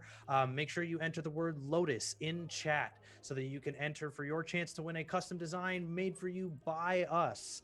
And you have to stay with us until the end of the session to win that. So enter So Lotus close. and hang tight. So thank you very much, April. Utahime, I will talk to you about this later. I will too. Oh boy, I'm so sorry. I sent you over that. Okay, Owl. Hi everyone, I'm GW and I'm in shock. I expected that from Kaliz, but not from you. Sorry. Exactly. You can find me, think through the shock. You can find me on IG and Twitter under GW005. That is 2 B's and 2 zeros. You can also find me every Friday on Duke City Chronicles, which is a Monster of the Week campaign. You can find me both on Twitch and YouTube. And also, you can find my voice on Clarion Dawn, which is a sci-fi audio drama. I play a interesting poet engineer in space. You can find that on ClarionDawn.com or any of your favorite podcast platforms. And I think that's all I got. Oh, tomorrow I'm gonna be on Casual Campbell's Twitch channel, twitch.tv/Casual Campbell. Cyberpunk. Yes, it's gonna be a cyberpunk one shot. I'm so excited for. I've never played cyberpunk ever, and this is I just want to be thrown into the world. So I'm really excited about that. We're gonna be on right after the initiative order. So after you enjoyed their show and it's done, come over and say hi to us. That's it. That's all I got. Oh my God, Utahime, how could you? All right, and Lala. The Hey. dad bod, Lala. I know her, who's huffing and puffing and pissed that he ran so much for nothing. Yeah, so my name is DeAngelo Murillo, and I do a lot of TTRPG stuff. For example, this week is a heavy week for me, where we have Homies Helping Homies, which is on Thursday night. That's an event that I organized myself to help put money in indie TTRPG performers' pockets. So it's me and 4 other performers. We all perform as hard as we can. There's a tip menu, and then whatever money we get that night, we split it amongst the cast and the mod, whoever helps out that night. So that'll be really, really cool. And then on Friday, I have a Tales of Xadia stream for Jaspers Day, which will be really awesome. Yeah, unveiling a new character. And I am super, super stoked about that, as well as Gilding Light, just like Utahime had said, where I play Hector the Barbarian. Sorry, not the Barbarian, the Bard Mariachi. So he's super dope, and I'm always just trying to do whatever I can to bring more inclusivity and representation to the tabletop RPG community. And you can follow me at @_DeAngelo. And this was fun. It was super cool. And thank you so much. Thank you so much for everybody that rated. And again, to our sponsors, our amazing sponsors. Let's go ahead and draw a winner Yay. for the Dragon Rock RPG design giveaway. And thank you all so much for donating to St. Jude. Thank you, players. This was so much fun and so hard keeping a secret. Oh, that yeah. was gonna be a Hey, traitor. Randy, you know how to get a hold of me. Nice. Randy, I'm gonna make you something all nice as soon as I can. Hit me up on Discord, buddy. We'll make you something. And we're supposed to do a one shot, and it's his first time DMing, so it'd be Oh. so evil for you to make something crude. I'm so excited. Yeah, so thank you so much for tuning in. We hope to see you tomorrow for our alien stream and all the things that we have going on with all our wonderful players. We'll see y'all again next time here on the Initiative Order. Before we leave, I just want to give a shout out to our unsung hero, Danny, for doing tech Yay. behind the Thank you, scenes. Danny. It's been wonderful Yes. and amazing Rating. and dreamy Thank and good looking. you. Yes. So thank you so much. Yes, thank you. And Yes, rating and action. we're Oh my going to God. raid Queer Venture Time. We're raiding Queer Venture Time. So Give me a 100. show Austin all the love. Let's do it. Surprise her and just be like, hey, we love you. Show all the love. And so thank you so much, everybody. We'll see y'all next time. Bye, everyone. Take care.